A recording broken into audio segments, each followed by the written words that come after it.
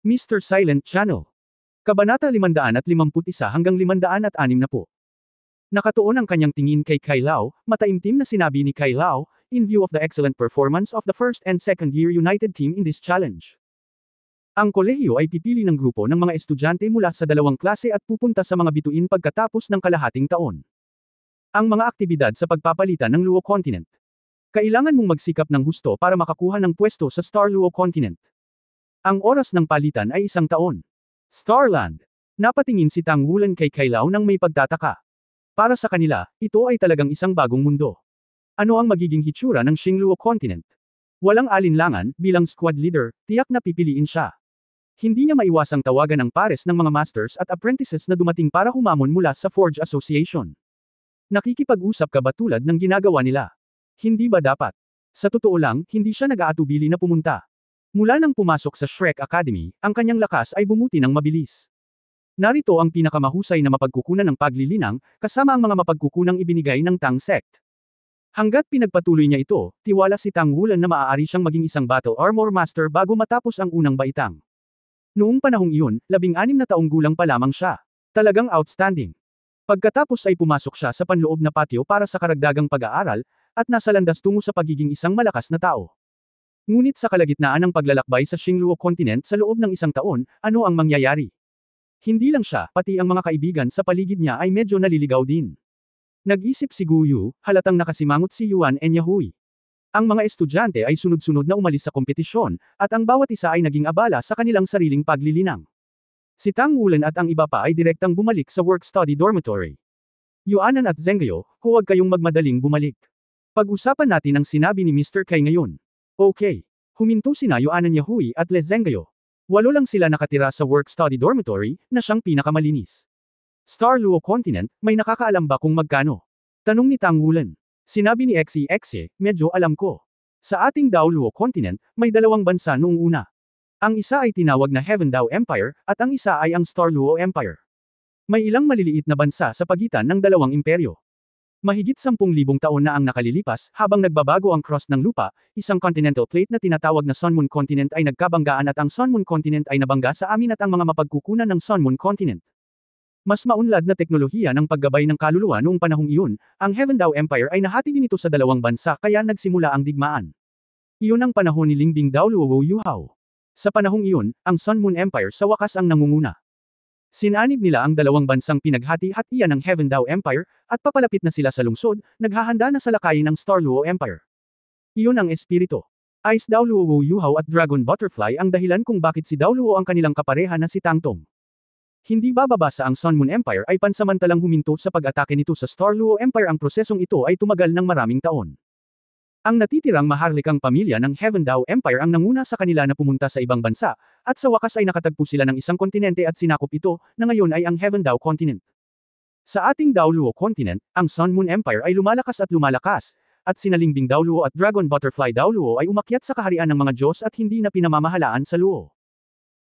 Palihim na nagpadala ang Empire ng isang fleet upang sa wakas ay makahanap ng isang kontinenteng mayaman sa mga mapagkukunan, at pagkatapos ay tahimik na nagsimulang mang ibang bansa at lumipat sa huli, ang isang malaking bilang ng mga tao ay nandayuhan sa Star Luo Empire na pinag-isa ang mainland, at pagkatapos ng ilang mga pag-unlad, ito ay nabuo ang kasalukuyang Federation, kung ito man ay ang Heaven Dao Continent, sila rin ang continent mga tao, at halatang galit sila sa Federation kung pupunta tayo sa kontinente ng Xingluo para makipagpalitan, natatakot ako na hindi ito magiging masyadong mapayapa. Tumango si Le Zhengyo, si Xe talaga ang nagsabi ng alam ko. Kung pupunta ka sa Xingluo Mainland sa biyaheng ito, malamang na maraming bagay ang makakaharap mo. Pero medyo interesado ako. Pupunta ako at tingnan ang mga kakaibang tanawin. Hindi masama. Siguradong sisiguraduhin ng akademya ang ating kaligtasan. Nabalitaan ko na nagpadala rin ang Xingluo Continent ng misyon sa ating Ex-Luo Federation para malaman ang sitwasyon ng pag-unlad ng continent. Pangkalahatang tagapamahala ay hindi masama, ngunit sa palagay ko ito ay hindi kasing unlad ng Federation. Tumingin si Tang Wulan kay Yuanan Yahui, mukhang ayaw mong pumunta. Tahimik na tumango si Yuan Enyahui, sanay pa rin ako sa buhay dito, kaya ayokong umalis. Ngayon ang cultivation ng lahat ay nasa tamang landas. Ang pagkaantala ng 1 taon ay talagang mahalaga. Sinabi ni Tang Wulan, sa palagay ko ay tiyak na pipiliin ka ng kolehiyo. Kung tutusin, ikaw ang monitor ng 2 baitang klase 1. Bukod dito, dahil pinapayagan tayong pumunta, ang kolehiyo ay dapat magbayad sa mga tuntunin ng paglilinang. Nagkibit balikat si Yuan Enyahui, kung gusto mong bitawan ito, pagkatapos ay umalis ka na. Makakagawa ka ba ng sapat na animistic na metal sa kalahating taon? Ang puso ni Tang Wulan ay kumikilos, bakit? Gusto mo pa rin bang maging isang battle armor master? Kahit na maabot ko ito, hindi ako makakarating. Kinaikit ni Yuan Enyahui ang kanyang mga mata at sinabing, at least we can build a complete set. Sa tingin ko, posible kung lahat kaming 8 ay lalabas. Nagliwanag ang mga mata ni Tang Wulan, ano ang ibig mong sabihin? Sinabi ni Yuan Enyahui, ang kailangan mong gawin ay magpanday sa susunod na 6 na buwan na magkakaroon ng sapat na psychic alloys para kaming 8 para makagawa ng isang buong set ng one-word battle armor. Wala kang pakialam sa ibang bagay. Pagkatapos ay nagsusumikap kaming gawin ito para sa isa sa kanila. Isang buong set ng mga animate na metal, at pagkatapos ay sa taon na pumunta sa Xingluo Continent. Hindi namin magpapatuloy ang lahat ng sandata para sa kontinente ng labanan na ito, hindi namin ihahanda ang lahat ng mga sandata para sa kontinente ng metal na ito, hindi namin ihahanda ang lahat ng mga sandata para sa kontinente na ito. Antalahin ang ating pag-unlad. Sa sandaling lumabas ang pangungusap na ito, hindi maiwasan ni Tang Wulan na tumingin kay Ye Xinglan, pinag-uusapan ang paggawa ng battle armor, ang kanyang level ang pinakamataas. Sinabi ni Ye Xinglan, nasa level pa ako ng level 5 Mecha Maker. Kung gusto mong kumpletuhin ang isang one-word battle armor, kailangan mong mag-upgrade sa 6th level Mecha Maker, kung hindi, hindi makukumpleto ang mga final core components ng one-word battle armor. Ako. Tumango si Tang Wulan, okay, sa nakalipas na 6 na buwan, makakagawa ka na ng full body battle armor para sa iyong sarili. Kapag lumakas na ang iyong kabuuang lakas, maaari kang magpatuloy sa paggawa ng one-word battle armor ng mas mabilis sa hinaharap. Zenggayo, ano ang ibig mong sabihin? Wala akong opinyon. Tumango si Yuan Enyahui. Sinabi ni Le Zenggayo, wala akong anumang problema. Gayunpaman, isa rin akong manufacturer, at kailangan ko pa ring bumuo ng sarili kong battle armor. Dahan-dahan ko itong ginagawa, at ang lahat ng resources ay nakatagilid patungo sa Xinglan. Para sa 5th level manufacturer, upang mapabuti ang kabuuang lakas ng team sa loob ng kalahating taon, malinaw na ang pinakaangkop na dagdagan ng bilang ng battle arm ni Ye Xingor First Lan. Bukod dito, sa labanan ngayon, pinatunayan din ni Ye Xinglan ang kanyang sarili na may malakas na aktwal na kakayahan sa pakikipaglaban. Bagamat ito ay isang maluwalhating pagkatalo, nagbayad siya ng malaking halaga para sa wakas ay manalo ang koponan. Kung hindi, kung makakasali si Black Swan Soul Master Moju sa huling 7-on-7, at may 2 one-word armored masters na nakaupo sa bayan, paano susuko ang ikatlong baitang unang klase? Maliit din ang tsansa nilang manalo. Iniunat ni Tang Wulan ang kanyang kanang kamay, kung gayon, ngayong 6 na buwan, magtulungan tayo. Si Guyu ay nakagawian na iniunat ang kanyang mga palad sa ilalim ng kanyang mga palad, at ang iba ay nakatiklop ang kanilang mga kamay sa ibabaw ng mga ito. Talagang hindi malilimutan ang araw na ito, dahil ito ang pinaka-nagkakaisa na sandali para sa mga working study na estudyante. Sa mga sumunod na araw, naging abala ang lahat. Ang mga mag-aaral sa unang baitang klase ay may mas magandang kapaligiran sa pag-aaral kaysa sa anumang iba pang baitang. Si Tang Wulan at ang iba pa ay gumanap ng isang nangungunang papel sa paggawa ng buong unang baitang na puno ng fighting spirit. Ang pangalan ng pinakamalakas na baitang sa unang taon ay kumalat na parang apoy at kinilala ng buong panlabas na patio. Maliban kay Tang Wulan, ang kanyang buong mga miyembro ng koponan ay pang-4 na ring repair team, at mayroon lamang siyang 2 bagay araw-araw, na naglilinang ng kapangyarihan ng kaluluwa at nagpapanday ng mga espiritual na halwang metal. Ang exchange quota para sa Xingluo Continent ay lumabas kaagad. Sa unang baitang klase, sina Tang Wulan, Gu Yu, Ye Xinglan, Xu Lizi, Xi, at Xu Xiaoyan.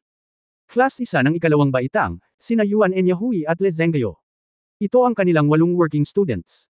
Pangunahing guro na si Wu Changkong. Bilang karagdagan kay Wu Changkong, ang pinuno ng pangkat, si Inyo Daoluo Kaiyer. Siyempre payag si Tang Wulan at ang iba pa na pamunuan si Wu Changkong, ngunit nang sumama sa kanya si Kai Lao, medyo nanlumo si Tang Wulan. Kung tutusin, noong sila ay unang nag-enroll sa paaralan, si Mr. Kai ay walang gaanong ginawa para mahirapan sila. Makalipas ang kalahating taon. Ang panlabas na patio ng Shrek Academy, Lingbing Square. Nakaupo si Nar sa entablado na bato sa tabi ng parisukat, dahan-daang idiniin ang kanyang mga binti. Nakasuot siya ng mahabang palda. Kapag ang kanyang mga binti ay indayog, siya ay nagpakita ng isang piraso ng puting jade guya. Ang pilak na buhok ay mas mahaba, na nakatabing sa likod ng kanyang ulo, kumikinang sa kinang ng gabing ito. Kuya, kailan ka aalis? Mahinang tanong ni Nir. Ngumiti si Tang Wulan at umiling, hindi ko alam. Dapat ito na ang mga huling araw. Hindi ako pinayagan ng guro. Nar pursed her red lips with a look of dissatisfaction. Tumawa si Tang Wulan, hindi naman sa hindi na ako babalik, 1 taon na lang.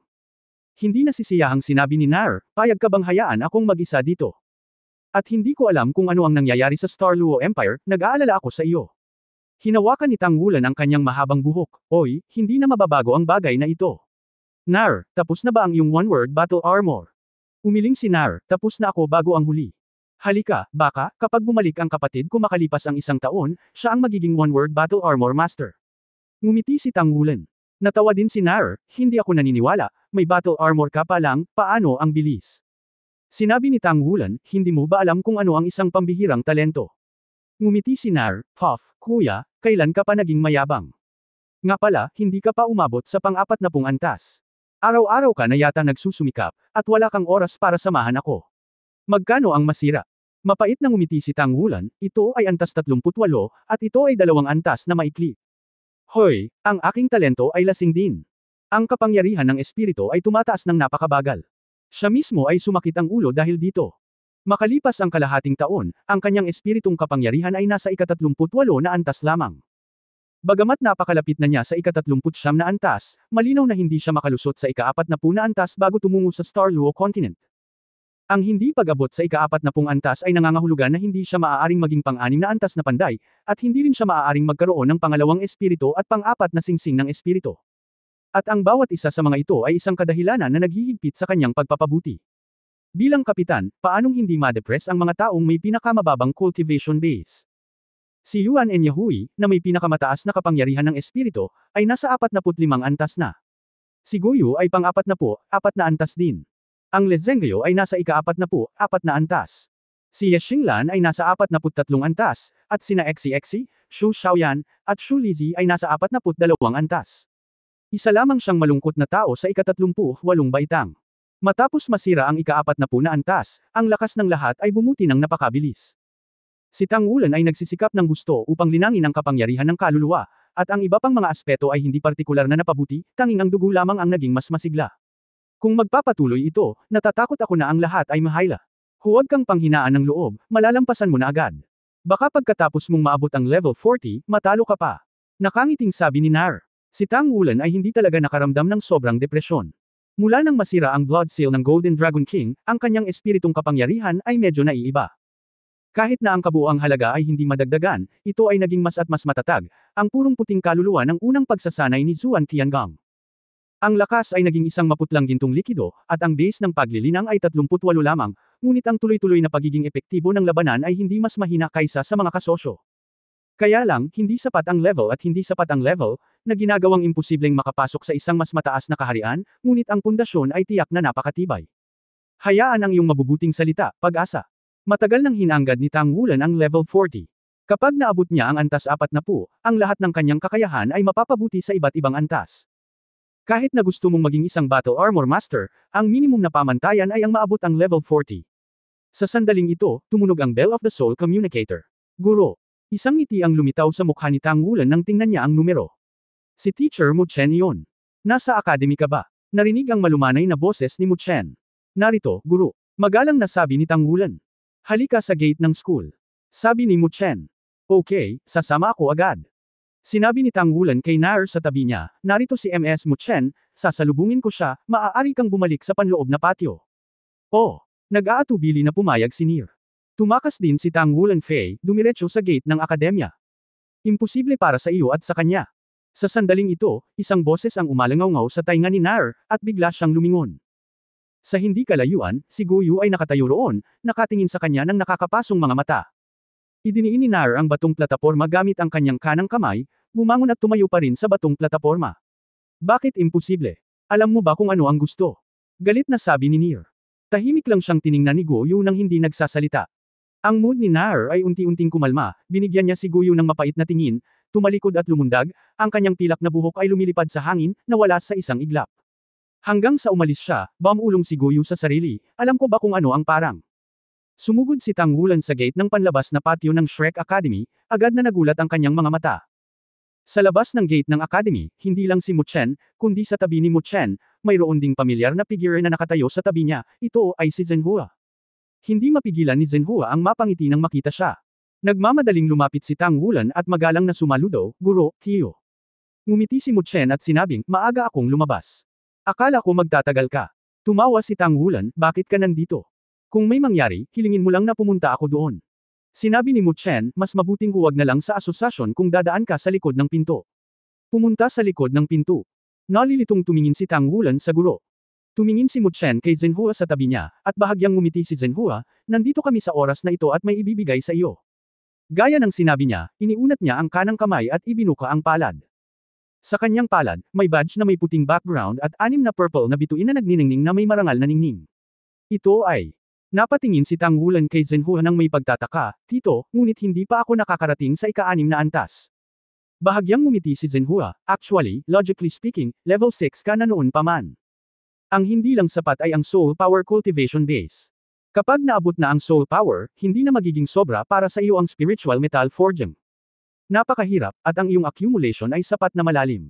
Malapit ka nang mapunta sa Xingluo continent sa loob ng 1 taon, at sa loob ng 1 taon ay tiyak na masisira ang iyong level sa kontinente. 4 na po. Tapos, bago yun, ibibigay sa iyo ang badge na ito. Pagbalik mo, dapat isa ka na sa level 6 na panday na karapat-dapat sa iyong pangalan. Sinabi ni Mu Chen, kunin mo, personal mong ginawa ito ng iyong tiyuhin para sa iyo. Nang sabihin niya ito, may kaunting asim sa kanyang boses, at kailangan niyang aminin na sa usapin ng panday, malaki pa rin ang agwat sa pagitan niya at ni Zhenhua. Pagkatapos ng lahat, sila ay isang henerasyon ng mga master craftsmen. Salamat tito, salamat guro. Si Tang Wulan ay magalang din at kinuha ang badge. Ito ay ganap na walang uliran para sa presidente ng Blacksmiths Association na personal na lumakad sa likod na pinto para sa kanyang sarili at ibigay ang ika-6 na antas na blacksmith badge ng maaga. Mataimtim na sinabi ni Zhenhua, bigyang pansin ang kaligtasan sa paglalakbay na ito at sirain ang iyong soul power cultivation sa lalong madaling panahon. Napakatibay ng iyong pundasyon, ngunit ang iyong soul power improvement ay medyo mabagal. Pagkatapos mong bumalik mula sa Xingluo continent sa pagkakataong ito, kung ang iyong soul power cultivation speed kung hindi mo ito mabawi, tutulungan ka naming makaisip ng solusyon. Salamat, Uncle. Natural na naiintindihan ni Tang Wulan ang kanyang sinabi. Ngunit sa kanyang puso, umaasa pa rin siyang pagbutihin ang kanyang espiritu sa pamamagitan ng kanyang sariling pagsisikap. Sa nakalipas na taon, kahit na ang kanyang espiritong kapangyarihan ay napabuti ng napakabagal, pagkatapos ng akumulasyon, ang kanyang damdamin para sa kapangyarihan ng espiritu, at maging ang kanyang pangunawa sa Blue Silver Grass Martial Spirit, ay malinaw na lumalim ng gusto sa kanyang paglilinang. Kung ito ay pagbutihin ang sariling paglilinang sa pamamagitan ng mga kayamanan ng langit, materyal at lupa, tiyak na hindi ito magkakaroon ng gayong magandang epekto. Tumingin si Zhenhua kay Tang Wulan na may ngiti sa kanyang mukha, at sinabing, sa pagkakataong ito pumunta ka sa Starluo Continent, malamang na mabigla ka. Surprise! Ano yun? Tanong ni Tang Wulan. Mahiwagang sinabi ni Zhenhua, dahil ito ay isang sorpresa, paano ko sasabihin sa iyo ng maaga? Kapag pumunta ka, natural mong malalaman. Tumingin si Tang Wulan kay Mu Chen na parang humihingi ng tulong, ngumiti din si Mu Chen, ngunit umiling sa kanya. Okay, let's go. Tulungan kang magkaroon ng ligtas na paglalakbay. Kumaway si Zhenhua kay Tang Wulan, at tumalikod at umalis ang magkapatid. Habang pinagmamasdan kung saan sila aalis, nag-isip si Tang Wulan, ngunit hindi niya maisip kung ano ang sorpresa na kanilang pinag-uusapan. Masasabi bang may mga taong kilala ko pa rin sa Xingluo Continent na hindi ma-achieve? Imposible. Iyon ay ang Starluo Continent. Sa isip na puno ng hindi maipaliwanag na mga bagay, hindi direktang bumalik si Tang Wulan sa akademya, at aalis na sana. Kailangan niyang pumunta sa Tangmen. Isa na siyang puting manlalaban sa Inner Hall of Soul Fighting ng Tang Sect, at kailangan niyang magulat sa kanya kung kailangan niyang lumayo sa sekta ng matagal. Mula nang sumali sa Hall of Souls, nakatanggap siya ng maraming mapagkukunan ng pagsasanay, at ang Tang Sect ay hindi kailanman nagtalaga sa kanya ng anumang gawain. Sa pagbebenta ng peking metal sa sekta, may karagdagang contribution point bonus, na masasabing benepisyo lamang ngunit walang binayaran. Sa pagkakataong ito, ang tagal kong aalis, kailangan kong magsumbong palagi sa sekta. Pagdating sa Tangmen sakay ng magaan na kotse at pamilyar sa kalsada, direktang natagpuan ni Tang Wulan si Guo Xiaoshu, ang master ng duhuntang. Well, alam na namin na pupunta ka sa Starluo Continent. Manood ng higit pa at mas kaunti ang sasabihin doon, bigyang pansin ang kaligtasan, at bumalik ng ligtas. Sabi ni Guo Xiaoshu na may ngiti sa labi. Tandaang dalhin ang badge ng iyong puting manlalaban. Gaya ng sinabi niya, kinuha ni Guo Xiaoshu ang isang sulat mula sa kanyang mga braso at iniabot ito kay Tang Wulan, malayo sa kontinente ng Daoluo, hindi tayo maaaring kontakan ng soul communication. Dalhin ang liham sa Tangmen branch ng Starluo City sa Starluo Continent, at ibigay ito sa kinauukulan doon. Kung mayroon kang anumang pangangailangan, maaari ka ring humingi ng tulong sa kanila. Ha! Natigilan si Tang Wulan, Hall Master, ibig mong sabihin, mayroon ding mga tao mula sa Tang Sect sa Xingluo Continent. Bahagyang ngumiti si Guo Xiaoshu, ano sa palagay mo? Hindi lamang sa Starluo Continent, kundi pati na rin sa Heaven Dao Continent. At hindi lang tayo. Ang spirit spreading pagoda ay higit pa sa atin. Ang ilang organisasyon ay hindi mahahadlangan ng mainland. Siyempre, maliban sa Shrek Academy. Ang Academy ay hindi handang lumawak palabas.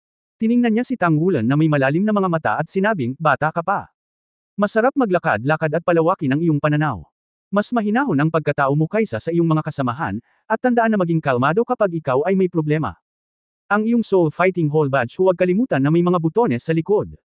Kung nasa panganib ka, pindutin ito kaagad. Basta't mayroon kang parehong pintuan upang iligtas ka.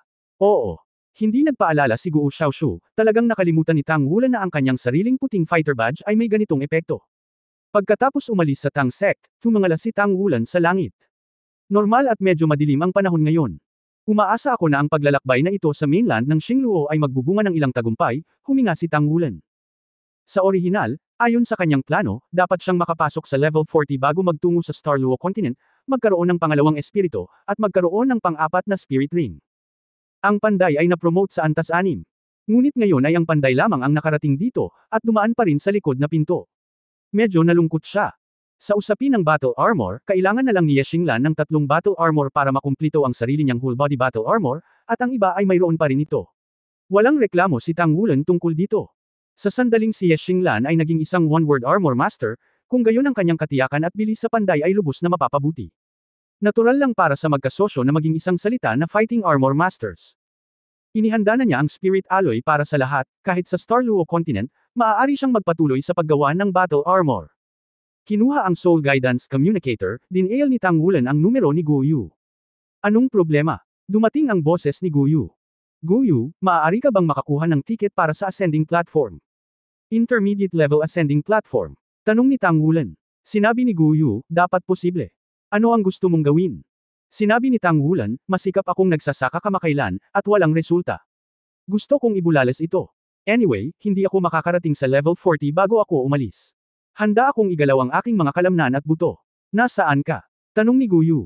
Nandito sa punong tanggapan ng Tangmen. Sinabi ni Guo Yu, kung gayon, hintayin mo ako, pupunta ako sa iyo, at pagkatapos ay sabay na tayo. Ngumiti si Tang Wulan at nagsabi, maaasahan.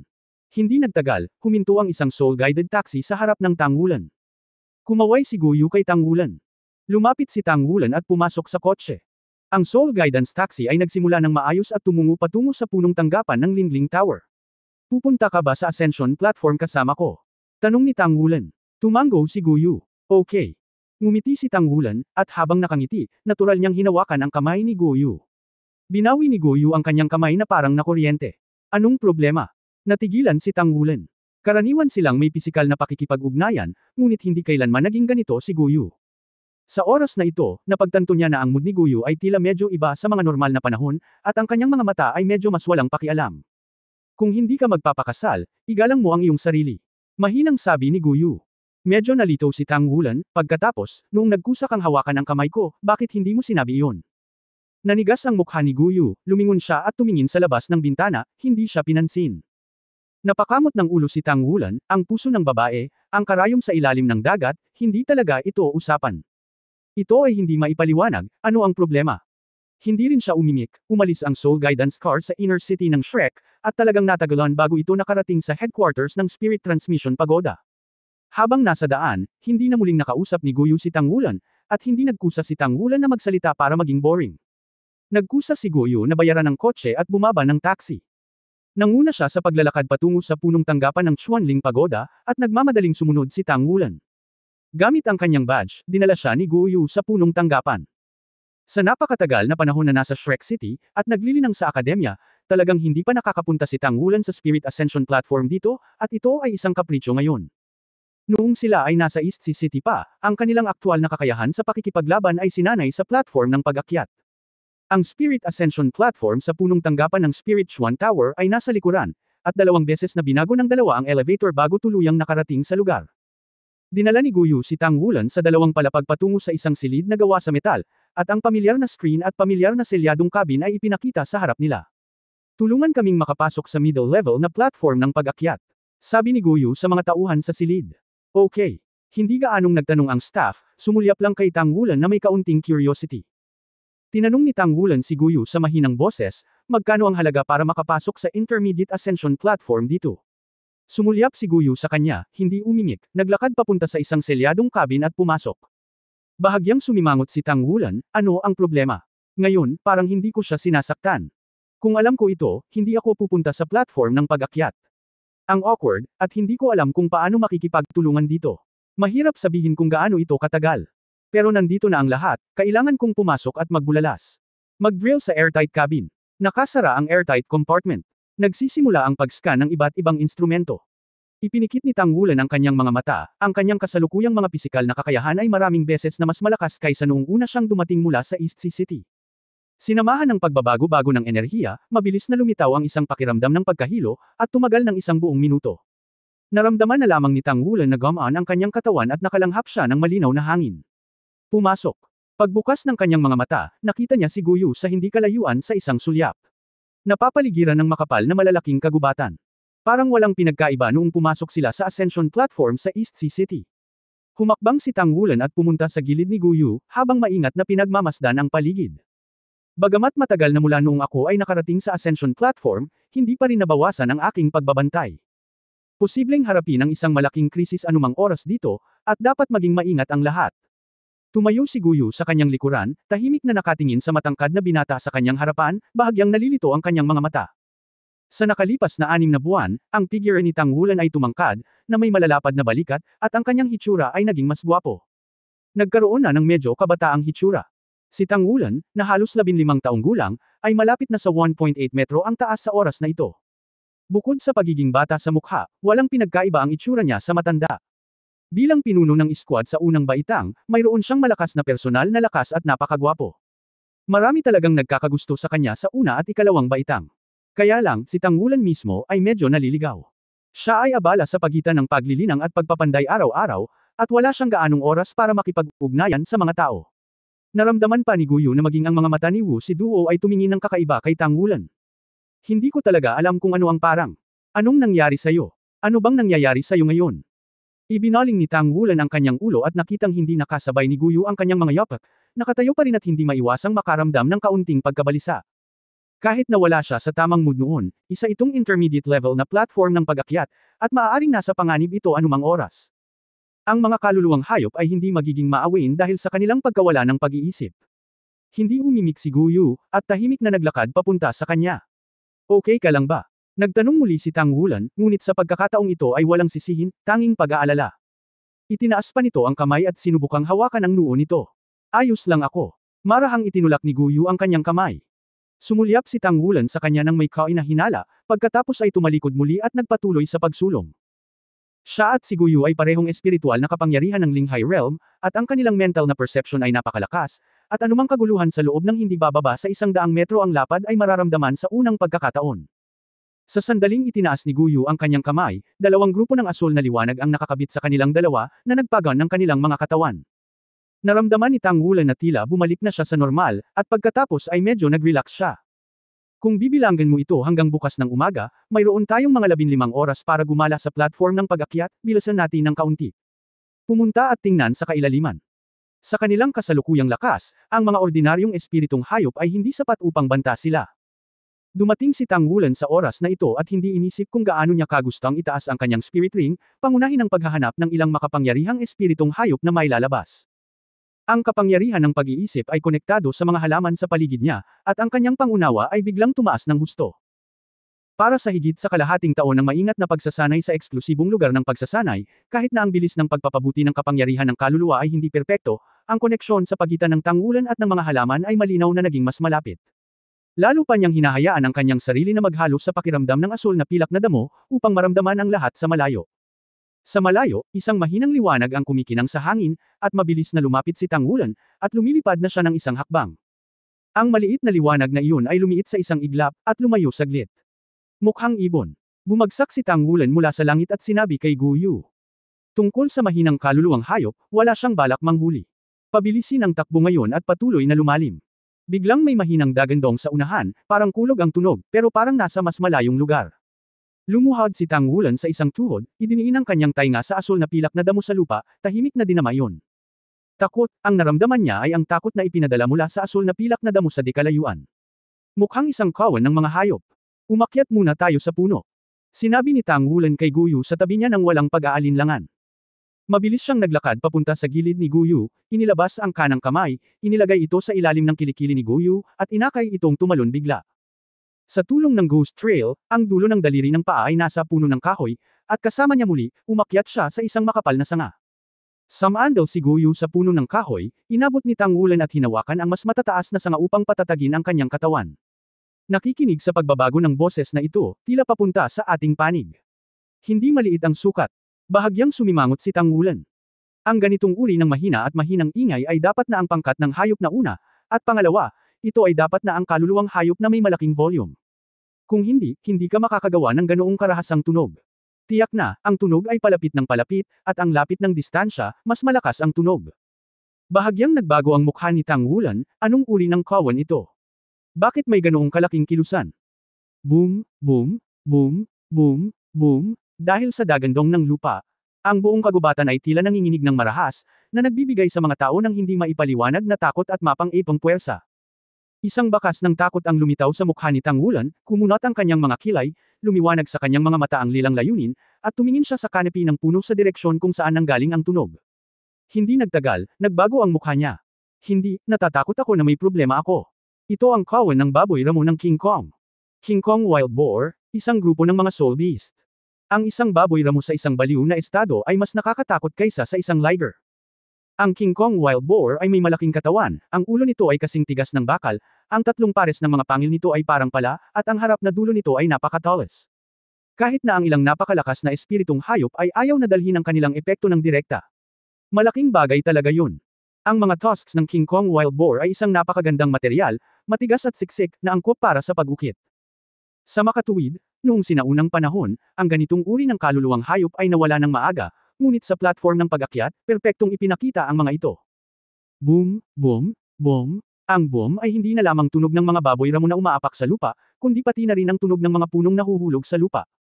Ang adult na King Kong Wild Boar ay tumitimbang ng 2 tonelada, higit sa 5 metro ang haba at 2 metro ang taas. Mabilis siyang sumugod, at may isip ang lakas ng pagkakabangga. Ang mga ordinaryong puno ay hindi maaaring pigilan ang kanilang pag-unlad. Lumingon si Tang Wulan at sumulyap sa malaking puno kung saan sila ni Guyu sa oras na ito, at biglang sumigaw. Itong malaking puno na hindi mukhang 100 taong gulang, natatakot ako.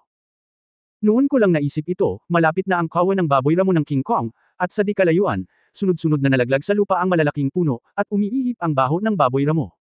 Nakita ni Tang Wulan na ang unang King Kong Wild Boar ay may napakalaking katawan, at ang buhok nito ay malabughaw itim. Ang mga buhok ng baboy ay itinayo tulad ng mga karayom na bakal, na doble ang laki ng isang ordinaryong may sapat na gulang na King Kong Wild Boar. Kahit saan siya magpunta, sunod-sunod na itinumba ang isang malaking puno. Ito ay masyadong malas, tama. Nakatagpo ako ng ganitong uri ng malaking problema noong pumasok ako sa middle level na platform ng pag-akyat. Guyu, mag-ingat ka. Ngayon lang ako makakaasa na hindi sila tatamaan ng mga baboy ramo sa ibaba. Gayunpaman, ang swerte ay malinaw na hindi tumayo sa kanilang panig. Nang makita na ang malaking baboy ramo na papunta dito ay tumakbo ng ligaw sa kanilang gilid. Boom! Hindi kinaya ng malaking puno ang impact ng King Kong Wild Boar at bumagsak. Sa isang kislap ng silver light, nag-teleport sa ere sina Guyu at Tang Wulan. Ngunit may kaunting agwat pa mula sa malaking puno sa tabi nito. Hindi ito direktang ma-teleport, at maaapektuhan ang teleport distance ni Guyu kung may dadalhin siya. Inihagis ng 2 asul na pilak na damo ang itaas na bahagi ng katawan ni Tang Wulan at yumuko sa oras, inilagay si Guyu sa kanyang likod, at hinayla ang asul na pilak na damo ng pilit. Sa sobrang lakas ng paghila, pinapanta nila ang dalawa sa isa pang malaking puno. Ngunit sa sandaling ito, ang malaking puno na kanyang nasagasaan ay binangga rin ng iba pang baboy ramo, at nahulog din sa lupa. Ang higit sa sandali ng krisis, mas mahusay na si Tang Wulan ay nagawang manatiling gising. Gamit ang isang pitik ng kanyang mga kamay, ipinadala niya ang kanyang sarili sa hangin sa pagkabigla ng asul na pilak na damo. Nang nasa kalagitnaan na siya ng hangin, muli niyang binitiwan ng asul na pilak na damo at niyakap siya. Sa malaking puno sa kabilang gilid. Ang malalaking puno ay paulit-ulit na itinumba ng mga baboy ramo. Umasa si Tang Wulan sa traksayo ng asul na pilak na damo, pasan-pasan si Guyu sa kanyang likod, na patuloy na nagbabago ng direksyon sa kakahuyan. Ang entanglement effect ng blue-silver grass ay ganap na ipinakita niya sa oras na ito, na kung saan ay upang kontrolin ang kanyang sarili at si Guyu mula sa pagkahulog. Sumandal si Guyu sa likod ni Tang Wulan, habang mahigpit ang pagkakayakap sa kanyang leeg, isang pares ng mahahabang binti ang nakapulupot sa kanyang baywang, at silang dalawa ay malapit na magkadikit. Malinaw niyang naririnig ang matatag at malakas na tibok ng puso ni Tang Wulan. Halatang hindi siya nawala ng katinuan dahil sa sitwasyong nasa harapan niya. Hinarap ang lahat ng krisis na nasa harapan mo ng mahinahon. Ang pakiramdam ng seguridad na iyon ay ginawa ni Guyu na ikiling ang kanyang ulo ng hindi namamaliin, inilagay ang kanyang mga pisngi sa kanyang leeg at balikat, at ipinikit ang kanyang mga mata. Ang tunog ng sipol ng hangin sa kanya, at ang mainit at ligtas na katawan sa kanyang harapan. Tila nawala ang lamig sa mukha niya at ang dating depresyon. Isang malabong ngiti ang sumilay sa kanyang mga pisngi. Maaga pa sa napagkasundo ang oras, kahit anong mangyari, ay enjoy muna natin ang lahat. Hoy, pwede bang gamaan ka? Muntik na akong masakal hanggang mamatay. Reklamo ni Tang Wulan. Lumalabas na bago niya nalaman, hinigpitan ni Guyu ang pagkakayakap sa kanya. Nagmamadali siyang nag-relax, sa kaunting lakas ko, maaari pa ba kitang sakalin? Hinayla ni Tang Wulan ang asul na pilak na damo, muling nagbago ng direksyon, at dinala silang dalawa sa ere. Sa oras na ito, parang unggoy lang ang naramdaman niya, gumagalaw sa kakahuyan, pero medyo nakaka-refresh din ang pakiramdam niya. Hindi niya maiwasang mapangiti, ako ay isang marupok na maliit na karne. Kailangan mo akong protektahan. Bahagyang pinisil ni Guyu at sinuntok siya sa balikat. Sa wakas, tumakbo ang kawan ng baboy ramo ng King Kong sa ibaba, at ang lugar na dinaanan nito ay magulo. Hinayla ni Tang Wulan ang asul na pilak na damo sa huling pagkakataon, pinaalis ang dalawa sa hangin, habang ang kanyang mga daliri sa paa ay tumatalon sa puno ng kahoy sa harapan niya, at nang siya ay bumagsak muli, siya ay bumagsak na sa lupa. Kalawakan, sabi ni Tang Wulan kay Guyu. Sa oras na ito, hanggat kinuha siya ni Guyu ng space teleportation, malulutas niya kaagad ang salpok. Pero who knows, hindi sinasadya ni Guyu na gamitin ito, niyakap lang niya ng mahigpit ang kanyang katawan. Hoy! Bulalas ni Tang Wulan. Dumating na ang lupa. Sa desperasyon, gamulong siya kasama si Guyu sa sandaling lumapag ang kanyang mga paa. Gaano kalakas ang kanyang katawan? Nang bumagsak ang kanyang mga paa sa lupa, nalutas niya ang higit sa 70% ng salpok. Sa sandaling gamulong si Guyu sa lupa, ang malambot na damo ay nagbuhos ng kanyang lakas at gamulong sa loob ng ilang linggo bago bumagsak ang dalawa sa lupa. Maaaring ituring na ganap na nalutas ang salpok. Si Tang Wulan ay nakahiga sa asul na pilak na damo na walang magawa sa kanyang mukha, ngunit si Guyu ay nakahiga sa tabi niya na may ngiti sa kanyang mukha. Ano bang nangyayari sa iyo ngayon? Masyadong abnormal. Walang magawang sabi ni Tang Wulan. Ngumiti si Guyu at sinabi, ang mga batang babae ay may mga araw na iyon buwan-buwan, intindihin ang mabuhay. Aling mga araw? Lumingon si Tang Wulan at tumingin kay Guyu. Nang makita ang ngiti sa kanyang mukha, hindi mapigilan ni Tang Wulan na matigilan. Ilang araw na iyon. Isang pamumula ang lumipad sa pisngi ni Guyu. Hindi ko maintindihan. Hanggal na tanong ni Tang Wulan. Hindi mo kailangang intindihin. Galit na sabi ni Guyu. Tumingin si Tang Wulan sa kanya nang may pagtatanong, pwede ba tayong magpatuloy? Kung hindi natin kaya, bawiin mo na lang. Hindi ka nakikipagtulungan sa akin, napakasama ng pakiramdam. Sinulyapan siya ni Guyu Bei, well, hindi kita guguluhin. Sa sandaling ito, bigla nilang naramdaman na ang orihinal na maaliwalas na kalangitan ay biglang naging madilim, at hindi sinasadyang ibinaling ang kanilang mga ulo upang tumingin sa kalangitan. Sa sumunod na sandali, sabay na nagulat ang dalawa. Ito ay isang malaking ulo. Nakayuko ito, na may malalaking mata na parang tangke ng tubig, nalilitong nakatingin sa maliliit na tao sa lupa. Ano ito? Hindi nag-atubili si Tang Wulan na hilahin si Guyu bago tumalikod at tumalon. Dahil maraming puno ang natamba ng mga baboy ramo ng King Kong, walang gaanong masisilungan. Kitang-kita nila ang buong imahe ng behemoth na ito. Isa itong napakalaking halimaw na may taas na mahigit 60 metro at napakalaking katawan na parang burol. Ang buong katawan ay natatakpan ng mabigat na gray-black scale armor. Ang bawat piraso ay nagpakita ng isang hindi regular na hugis. Halos sakupin ng malaking ulo ang kabuuan. Isang quarter ng katawan. Ang isang pares ng mga higanting mata ay napuno ng kaunting pagdududa, nakatingin sa taong nasa harapan niya na napakaliit nito. Ang makapal na buntot ay kinaladkad sa likod. Bahagyang nakabuka ang malaking bibig, at sapat na ang malalaking bunganga para madaling lumunin ang naunang pinakamalaking King Kong wild boar. Lihim na pinagalitan ni Tang Wulan ang kanyang sarili, kung bakit wala man lang siyang pangunahing paghuhusga. Ang taong kayang magpatakas ng mga baboy ramo ng King Kong, sa malaking kagubatan na ito, tiyak na walang magandang hitsura. Ang dambuhalang halimaw sa kanyang harapan ay may dugo sa kanyang mapuputing ngipin na parang matalas na talam sa kanyang malaking bibig. Halatang ito ay isang bagay na katatapos lang niyang manghuli. Roar, biglang ibinuka ng halimaw ang bibig at nagpakawala ng malakas na dagandong. Ang malaking tunog ay naging isang nakakatakot na sound wave, na direktang nagpalipad kina Tang Wulan at Guyu. Napakalakas. Imposibleng sabihin kung ilang taon ang kabilang partido ay isang soul beast, at sa alaala ni Tang Wulan, tila walang ganoong soul beast ang umiiral. Tyrannosaurus, ang hari ng sub-dragon species. Ang boses ni Guyu ay umalangaw sa mga tainga ni Tang Wulan, at kasabay nito ay isang pilak na liwanag ang kumikislap, at ang dalawa ay nawala sa hangin. Nang muli silang lumitaw, nasa tabi sila ng isang malaking punong natumbang. Bumulong si Tang Wulan, sigurado ka ba? Ang taong ito ay isang sub-dragon. Sigurado ako. Hindi ko ini-expect na mag-e-exist ito sa Ascension platform. Namatay talaga ang Tyrannosaurus Rex noong sinaunang panahon. Kaya walang introduction dito sa mga textbook na pinag-aaralan natin ngayon. Nasa Spirit Tower pa lang ako. Nakita ko na ang kaukulang pagpapakilala sa library.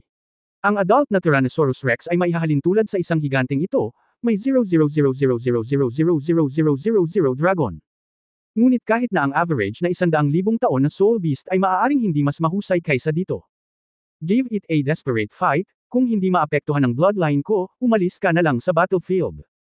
Gaya ng sinabi niya, idiniin ni Tang Wulan ang puno ng kahoy sa tabi niya at tumalon sa hangin. Dahil malinaw niyang naramdaman na papalapit na ang Tyrannosaurus. Talagang tumahimik ang napakalaking nilalang kapag naglalakad. Ito ang dahilan kung bakit hindi nila ito nakita noon. Isang nagagalit na dagandong ng dragon ang lumabas mula sa bibig ni Tang Wulan. Sa kanyang pagtayo, agad niyang inilabas ang kanyang dugo, ang katawan ng gintong dragon. Ang malakas na chi at pagbabago-bago ng dugo ay sumiklab sa isang iglap, at sa ilalim ng mga pangyayari ng kanyang sinasadyang pagbabalik ng chi at dugo, ang dugo ng isang gintong dragon ay lumundag sa kalangitan. Sa dalawang palad na nakasuporta sa langit, lumitaw ang isang malaking gintong ulo ng dragon, at ang gintong dragon ang yumanig sa kalangitan. Kaya lang, ang Golden Dragon Shocking Sky na ipinakita ni Tang Wulan sa oras na ito ay hindi nakatutok sa Tyrannosaurus monster, kundi sa himpapawid. Naramdaman ni Tang Wulan mula sa hubog ng katawan ng kalaban at sa paglalarawan ni Guyu na hinding-hindi niya magagawang talunin ang taong ito. Siya ay wala sa unang antas, kaya maaari lamang siyang umasa sa nakakatakot. Sa pamamagitan lamang ng pananakot sa kalaban maaari kang magkaroon ng pagkakataong tumakbo. Walang alinlangan na nailabas ni Jinlong Jingtian ang kanyang dugo at aura sa pinakamalawak na lawak, at imposible para sa kanya na magawa ito sa isang iglap. Oo nga, nang tumalon si Tang Wulan, ang Tyrannosaurus Rex ay nakalapit na sa kanila. Parang wala pa siyang nakitang nilalang na katulad ng tao. Hindi ito sabik na umatake, ngunit biglang lumapit. Ang pagbabago-bago ng kapangyarihan ng espiritu na nagmumula kina Tang Wulan at Guyu ay hindi sapat upang magdulot ng anumang banta dito, kaya hindi siya sabik na umatake. Roar! Sa mabangis na dagandong ng dragon ni Tang Wulan, ang Tyrannosaurus ay umungal hanggang sa kalangitan, at ang napakalaking sound wave ay nagparamdam pa sa kalangitan na parang pagbabago ng kulay. Naramdaman lang ni Tang Wulan ang pag-akyat ng chi at dugo sa kanyang katawan, ngunit pagkatapos, isang malakas na kalooban ang pinakawalan mula sa kaibuturan ng kanyang Golden Dragon King Sail. Ang gintong ulo ng dragon na inilunsad ni Tang Wulan ay hindi inaasahang umungal sa sarili nitong. Kung ikukumpara sa bibig ni Tang Wulan, ang dagandong ng dragon na ito ay puno ng matinding pressure. Mayroon ding pakiramdam ng mapang-api na mundo. Ang tunog ay malinaw na hindi kasing lakas ng dagandong ng Tyrannosaurus, ngunit hindi maitago ng dagandong ang kailanawan nito. Naramdaman na lamang ni Tang Wulan na may kapangyarihang lumabas sa kanyang katawan, at talagang hawak niyang walang laman ang kanyang katawan, pansamantalang nasuspine sa hangin. Pagkatapos ay nagulat siya nang makitang ang higanteng Tyrannosaurus Rex na may taas na higit sa 60 metro ay talagang gumapang pababa sa kanyang direksyon. Ibinaba ang malaking ulo nito. Sa gitna ng malaking ulo ng Tyrannosaurus, lumiwanag ang isang maliit na gintong liwanag. Natigilan si Tang Wulan saglit. Invisible, parang may boses sa katawan niya na may sinasabi sa kanya. Hindi niya ito maintindihan, ngunit ang kanyang katawan ay lumutang nang hindi mapigilan sa direksyon ng higanteng ulo ng Tyrannosaurus Rex. Ang gininto ang liwanag sa gitna ng ulo ng Tyrannosaurus ay naging mas maliwanag at mas maliwanag. Malinaw na nakakakita si Tang Wulan sa oras na ito ay malinaw na hugis diamante na sukat. Ang mga kaliskis sa buong katawan ng Tyrannosaurus Rex ay hindi regular, karamihan sa kanila ay hugis itlog at kalahating bilog. Sa gitna lamang ng noo, ang isang ito ay naiilawan, at ang mga kaliskis na nagniningning na may nakasisilaw na gintong liwanag ay ginto. Ito ay napakatalino na ginto, ito ay hugis diamante na ginto. Ito ay talagang isang rhombus na eksaktong kapareho ng mga kaliskis ni Tang Wulan, na may mga gilid at sulok, at puno ng texture. Ito ay itinaas ng Tyrannosaurus ang malaking ulo nito at tumingin sa kanya ng malalaking iskarlata na mata.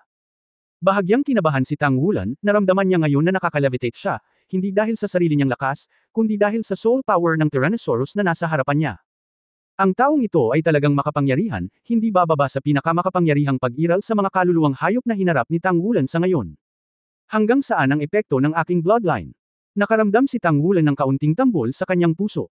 Bagamat nasugpo niya ang maraming espiritong hayop na may kapangyarihan ng sarili niyang dugo, ito ang unang pagkakataon na humarap siya sa isang antas tulad ng Tyrannosaurus Rex. Ang pagpigil sa bloodline ay tiyak na may epekto sa lahat ng Dragon Spirit Beast at Dragon Spirit, ngunit dapat din itong limitado sa isang partikular na antas. Halimbawa, ang kanyang Golden Dragon King bloodline ay maaari ding makaapekto sa Red Dragon Daoluo at Blazing Dragon Daoluo, ngunit ang epekto sa dalawang title Daoluo ay minimal. Maliban kung isang araw ang kanyang cultivation level ay tumaas sa isang level na malapit sa kanila, ito ay magiging totoo. Magkaroon ng epekto sa kanila. Sa pagtingin kay Tang Wulan, isang tao at isang hayop ang nasa isang pagkapatas. Iniisip na ni Tang Wulan kung ano ang mararanasan ng sakit na kanyang titiisin sa lakas ng kanyang pag-iisip kung siya ay punitan ng Tyrannosaurus Rex.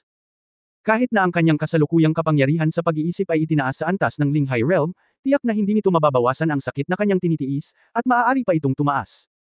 Ang lalaki ay isang kutsilyo at ako ay isang isda, ito ang tunay na paglalarawan ng kalooban ni Tang Wulan sa panahong ito. Magagamit lamang niya ang kanyang buong lakas upang pasiglahin ang dugo, pinapanatili ang gininto ang dragon na nanginginig sa kalangitan, ngunit isang patak ng malamig na pawis ang dumulas. Unti-unting bamuka ang bibig ng Tyrannosaurus Rex. Malinaw na nakakakita si Tang Wulan dahil sa malapit na distansya. Ang bawat isa sa malalaking ngipin nito ay malamang na ilang metro ang haba, at 2 tao ang aabutin para may akap ito. Ang mga ngipin ni Senador Bai ay namumula sa dugo at mataba, at habang lumalaki ang bibig nito, naramdaman pa ni Tang Wulan na sapat na ito upang lunukan ng isang maliit na burol sa isang kagat. Wala na, sobrang pressure. Gusto na ni Tang Wulan na pindutin ang escape button. At least may ganitong pagkakataon. Ngunit sa mga sandaling ito, laking gulat niya nang makitang biglang hindi makagalaw ang kanyang katawan. Isang kakaibang enerhiya ang nagmula sa katawan ng Tyrannosaurus Rex, na lumikha ng kakaibang komunikasyon sa kanyang malas na chi at dugo. Sa ganitong uri ng komunikasyon, si Tang Wulan ay tila nahuli sa pamamaraan ng pag-aayos, na suspine sa hangin, hindi makagalaw ng kaunti. Sa madaling salita, hindi na siya makapagkusa na umalis sa platform ng pag-akyat. Paano kaya ito? Ni hindi ako makagawa ng ingay. Nakatitig lang siya sa bibig ng dragon na palaki ng palaki sa harapan niya. Kung talagang gusto mong mapatay nito, maaari mo akong lamunin.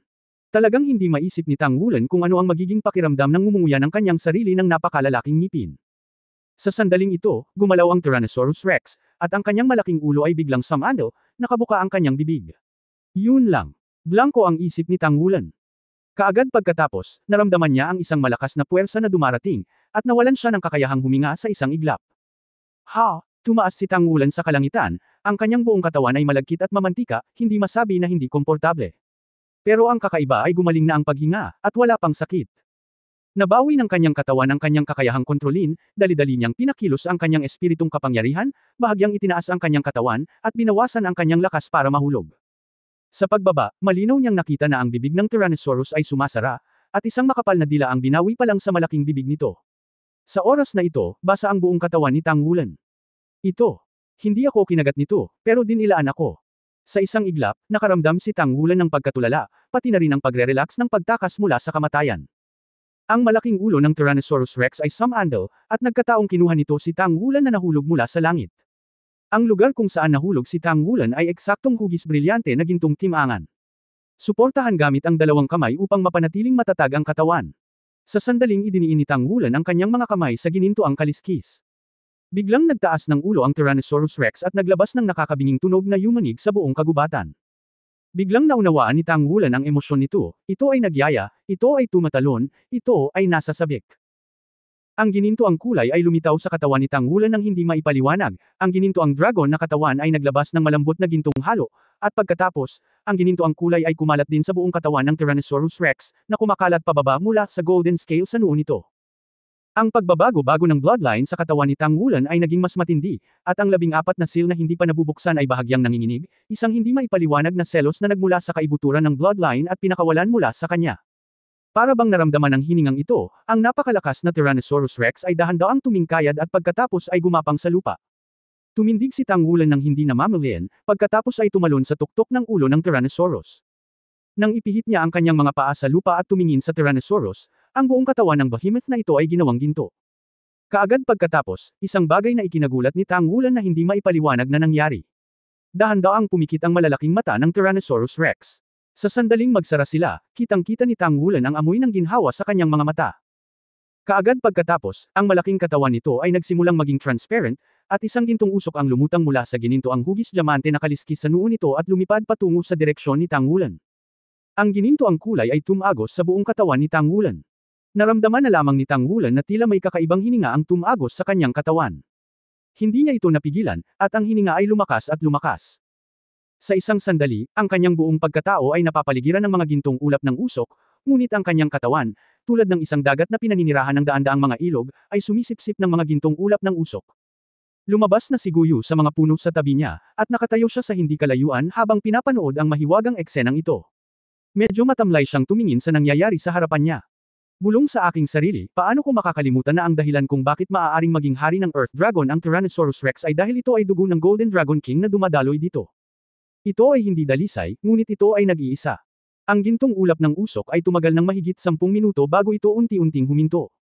Nang makita ni Tang Wulan ng malinaw ang eksena sa labas, nagulat siya nang makitang nawala ang napakalaking Tyrannosaurus Rex. Kung hindi dahil sa mga bakas ng kanyang malalaking paa sa likod sa lupa, na para bang hindi pa ito lumitaw. Naramdaman ni Tang Wulan na may kung ano sa kanyang katawan, ngunit hindi niya ito masabi ng malinaw, at hindi niya ito maramdaman nang tumitig siya sa loob.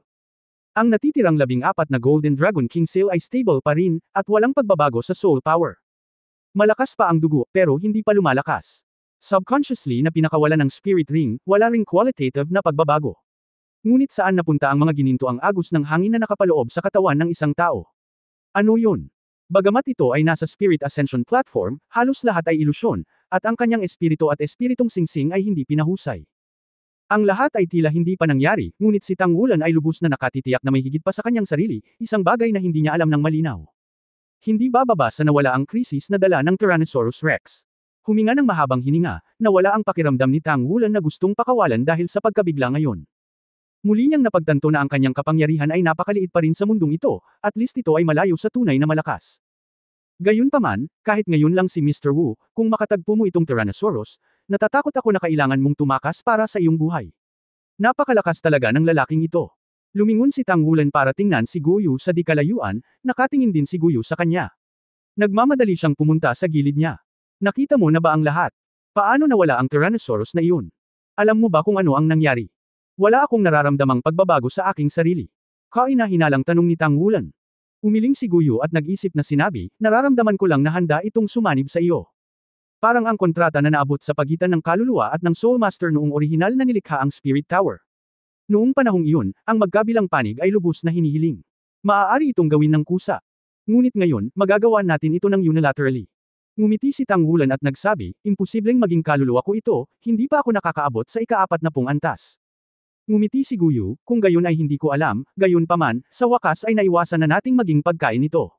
Gusto mo bang magpahinga sandali? Napaupo si Tang Wulan sa lupa, syempre kailangan ko, hindi mo alam. Ngayon lang ako natakot. Grabe, hindi natin kakayanin ang dagandong nito, pati na ang banggaan. Bea na ang head-on collision. Bumagal muna ako, at sa palagay ko, sa mga sunod-sunod na dagandong nito ngayon lang, wala nang mangyayaring mga kaluluwa dito.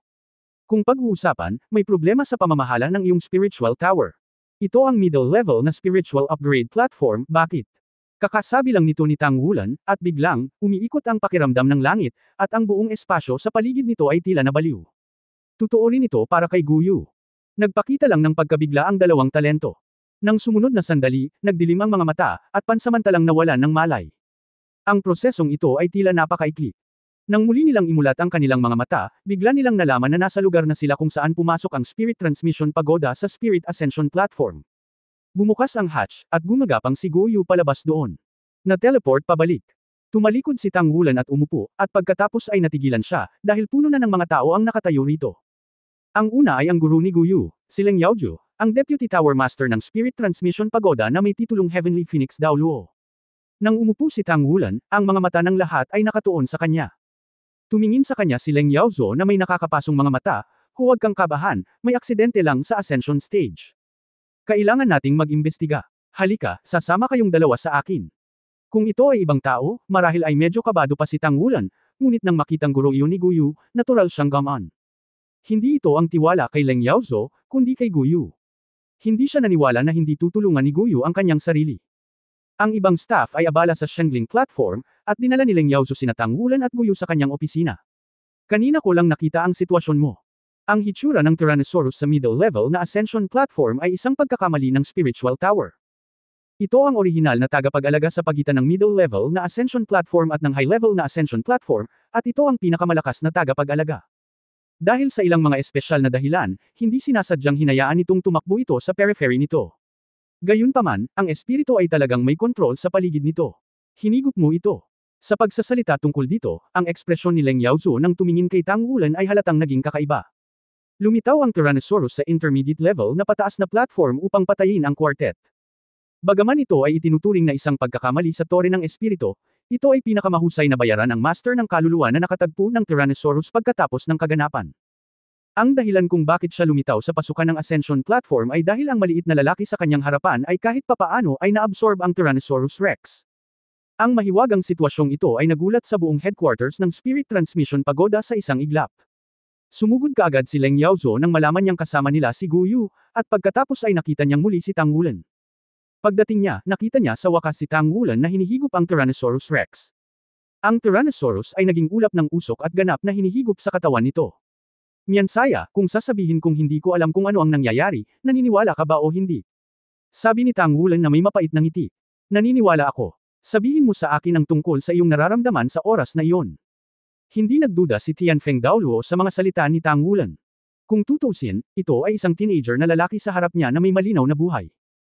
Noon pang huling beses na tinulungan ni Tang Wulan ang kanyang mga kasama na makakuha ng mga kaluluwa sa Soul Platform, naimbestigahan na ni Leng Yaozu ang batang ito na malapit na nauugnay sa kanyang estudyante. Sinabi ni Tang Wulan, mukhang may dragon aura sa aking bloodline, ngunit hindi talaga nito nagising ang espiritu ng martial arts, o ito ay isang alternatibong paggising. Ang kapangyarihan ng bloodline ay magpapasigla sa aking kakayahan. Para sa karamihan sa kanila, ang mga dragon spirit beast ay maaaring magkaroon ng isang tiyak na epekto ng pagsugpo. Kaya naman, kapag nakaharap ang Tyrannosaurus Rex, tiyak na hindi na natin ito makakalaban, ngayon ay hindi na natin kayang lumaban. Isang subukan, at pagkatapos ay ako. Wala siyang tinatago, sinabi niya sa kanya ang lahat ng nararamdaman niya noon at ang proseso ng kanyang katawan na hindi pa rin nagbabago mula nang ma-absorb niya iyon. Tiningnan siya ni Leng Yaozu ng malalim, Wulan, pasensya na, sa pagkakataong ito nagkamali kami sa platform ng pag-akyat. Gayunpaman, sa pagkakataong ito ay medyo espesyal ang bagay, maaaring kailanganin mong sumailalim sa isang serye ng mga pisikal na eksaminasyon. Bago pa makasagot si Tang Wulan, si Gu Yu, na nasa tabi niya, ay sumimangot at nagsabi, Teacher, bakit? Naputol ang karanasan namin sa Ascension platform sa pagkakataong ito. Sinabi mo rin na sa pagkakataong ito ay sarili naming problema ang Spirit Tower. Bakit kailangang suriin si Wulan? Sumulyap si Leng Yaozu sa kanya, kung ito ay isang simpleng sitwasyon, syempre, gagawa tayo ng kabayaran. Gayunpaman, dapat mong maunawaan na ang mga espiritong hayop sa platform ng pag-akyat ay talagang umiiral sa isang tiyak na kahulugan. Sa sandaling sinabi niya ito, nabigla si Tang Wulan, malabo niyang naramdaman na tila kilala niya ang misteryosong Zin. Tumingin sa kanya si Leng Yaozu na nanlaki ang mga mata at ngumiti at sinabing, huwag kang matakot, ito ay ilang nakagawiang inspection lamang. Sa katunayan, maraming mga high-level spirit masters ang malinaw tungkol sa sitwasyon ng Ascension platform, at wala itong sasabihin sa iyo. Sa katunayan, karamihan sa mga soul beast na nakikita mo sa spirit platform ay totoo. Hinahayaan namin ang iyong espiritual na kamalayan na ipasok ito sa pamamagitan ng iyong sariling kaluluwa. Sa loob, ang soul beasts ang enerhiya ay ikakabit sa iyong mental na kapangyarihan at pisikal na imprint, at pagkatapos ay ilalabas sa pamamagitan ng instrumento at lahat ng mga espiritong hayop na nakikita mo ay talagang mga espiritong espiritu na nilikha o kinopya ng tore ng espiritu. Ang pinakamalaking pinagmumula ng kita para sa Spirit Spreading Tower ay ang paglikha ng mga kaluluwa, ngunit sa prosesong ito, tiyak na lilito ang ilang mga may sira na produkto. Ang mga produktong may sira na ito ay hindi angkop para direktang masipsip ng Soul Master. Kapag sila ay ipinadala sa Spirit Ascension platform, sila ay ipapakita at lilito sa harap mo. Pagkatapos silang patayin, ang kanilang sariling espiritu na mga katangian ng hayop at ang mga katangian ng espiritu ng kapangyarihan ay mako-convert sa pamamagitan ng iyong espiritong kapangyarihan. Plataporma. Gayunpaman, sa Spirit Ascension platform, hindi lahat ng Spirit Beast ay may sira na mga produkto. Upang mapabuti ang Spirit Ascension platform, lalo na ang intermediate at high-level na Spirit Ascension platform, nagdagdag din kami ng ilang kumpletong artificial spirits dito, pati na rin ang ilang mga tunay. Ang kaluluwa ay nasa loob nito. Ginagawa nitong mas perpekto ang buong Spirit Ascension platform system. Biglang nagulat si Tang Wulan. Dito pala nagmula ang Spirit Ascension platform, at kasabay nito ay hindi niya maiwasang humanga sa Spirit Spreading Pagoda sa kanyang puso. Bahagyang sinabi ni Tianfeng Daoluo, ngunit gaano karaming mga teknikal na isyu ang nasasangkot. Ito ay ang pagkikrystal ng karunungan ng Spirit Spreading Pagoda sa loob ng libu-libong taon bago lumitaw ang Spirit Ascension Platform. Ang mga battle armor, artificial souls, at Ascension Platform ay kilala lahat bilang mga produktong gumagawa ng panahon. Lahat sila ay lubos na nagpabuti sa pangkalahatang lakas ng Panginoon ng kaluluwa ng tao. Ito rin ang mahalagang dahilan kung bakit ang Soul Beast ay nasa bingit ng pagkalipol sa harap ng Soul Master. Ang Spirit Spreading Pagoda ay may napakahalagang papel dito. Pagkatapos makinig sa mga salita ni Leng Yaozu ngayon, si Tang Wulan ay maaaring ituring na higit na alam ang tungkol sa Spiritual Pagoda. Sa ilalim ng korona, ang Tyrannosaurus nakakakilala lang natin. Tiningnan siya ni Leng Yao ng malalim at sinabi, iyan ang tunay na kaluluwa, at tinatawag namin itong, ang hindi sumusukong kaluluwa. Hindi sumusukong kaluluwa. Narinig ni Tang Wulan ang pamagat na ito sa unang pagkakataon. Tumango si Leng Yaozu, at nagsabi, ang Spirit Transmission Tower ay nagpreserbo ng malaking bilang ng mga kaluluwa sa nakaraan. Sa pangkalahatan, pagkatapos ng kamatayan ng Soul Beast, ang kaluluwa ay unti-unting mawawala. Upang mapanatili ang mga espiritong ito, ang Spirit Transmission Tower ay gumamit ng maraming espesyal na pagpapanatili sa kanila ay mapadali din ang paghahanap ng pinakaangkop na Soul Beast, pag-aaralan na lang natin ang Soul Master para sa kanila sa hinaharap. Kung ang future Soul Master ay normal na mamatay, ang kailangan mo lang ay matapos maipadala sa Spirit Transmission Tower sa loob ng 3 araw ng kamatayan, ang mga espirito na dati niyang sinasapian ay maaaring makuha para mapangalagaan. Nanlaki ang mga mata ni Tang Wulan. Nakarating na ba sa ganoong antas ang teknolohiya ng Spirit Spreading Pagoda? Ipinagpatuloy ni Leng Yaozu, sa mga kaluluwang napanatili natin, hindi lahat ng kaluluwa ay maaaring makuha ng mga Panginoon ng kaluluwa. Ito ay totoo mula pa noong sinaunang panahon, at ito ay totoo rin ngayon. Ang mga kaluluwang ito na hindi maa-erect ay higit sa lahat ay dahil sa kanilang sarili. Ang pagmamataas, o hindi sumusuko. Ang mga kaluluwang ito ay tinatawag nating hindi sumusukong mga kaluluwa. Sa sandaling ang kaluluwang Panginoon ay gustong sumipsap sa kanila. Mga kaluluwa, nagsagawa kami ng mga detalyadong istatistika at mga talaan para matiyak na hindi ito mahaharap ng mga Soul Master. Gayunpaman, ang mga hindi sumusukong espiritu sa pangkalahatan ay napakalakas, at ang purong imbakan ay isang malaking konsumo para sa Spirit Transfer Tower. Pagkatapos nating magkaroon ng Spirit Ascension Platform, hahanap tayo ng paraan upang ipadala sila sa Spirit Ascension Platform. Ang isa ay ang gawing perpekto ang Ascension Platform, at ang isa ay ang bigyan sila ng lugar na pupuntahan at makatipid ng mga gastos. Ang Tyrannosaurus ang hindi sumusukong kaluluwa. Tanong ni Tang Wulan. Tumango si Leng Yao at sinabing, oo, at isa pa rin ito sa pinakamagaling. Isa ito sa mga pinakamasungit sa kanila. Sa bagay na ito, kakaunti lang talaga ang makakapantay nito. Ang Tyrannosaurus Rex ay may baliw at dominanteng personalidad. Nang ang isang kaluluwa ng tao ay umabot sa antas na 70, gusto niyang makuha ito bilang pangwakas na kaluluwa, ngunit napilitan siyang lumagpas sa trahedya. Hindi kailanman nasakop. Sa imbakan ng kaluluwa ng tower, mayroon lamang isang kaluluwang hayop tulad ng Tyrannosaurus Rex na nasa bingit ng pagkalipol noong sinaunang panahon, ito ay umiiral pa rin sa pinakamataas na antas, ito ay masyadong hindi tapat, at ito ay madalas na lumulunok sa iba pang mga kaluluwa sa platform ng pag-akyat, ngunit isinasaalang-alang natin na ito ay sa ngayon, ito ay isang peklat na absorb sa iyo. Bagamat hindi maa-absorb ang di mapagpakumbaba na espiritu, ang mga mapagkukunan at pera na ginugol ng Spirit Tower sa Tyrannosaurus na ito ay ganap na astronomical. Kung ito ay mawala ng ganito, kailangan nating palaging magbigay ng paliwanag sa konseho ng Tore ng Espiritu. Makakatiyak ka, hindi anuman ang iyong gawin ay regular na inspection, at bibigyan ka namin ng kopya ng mga resulta ng iyong Shrek na inspection. Mayroon akong isang taong nagpadala ng inspection sa iyong Shrek. Darating para personal na pangasiwaan ang iyong inspection. Grabe ang ingay. Pati ang kolehiyo ay naabisuhan.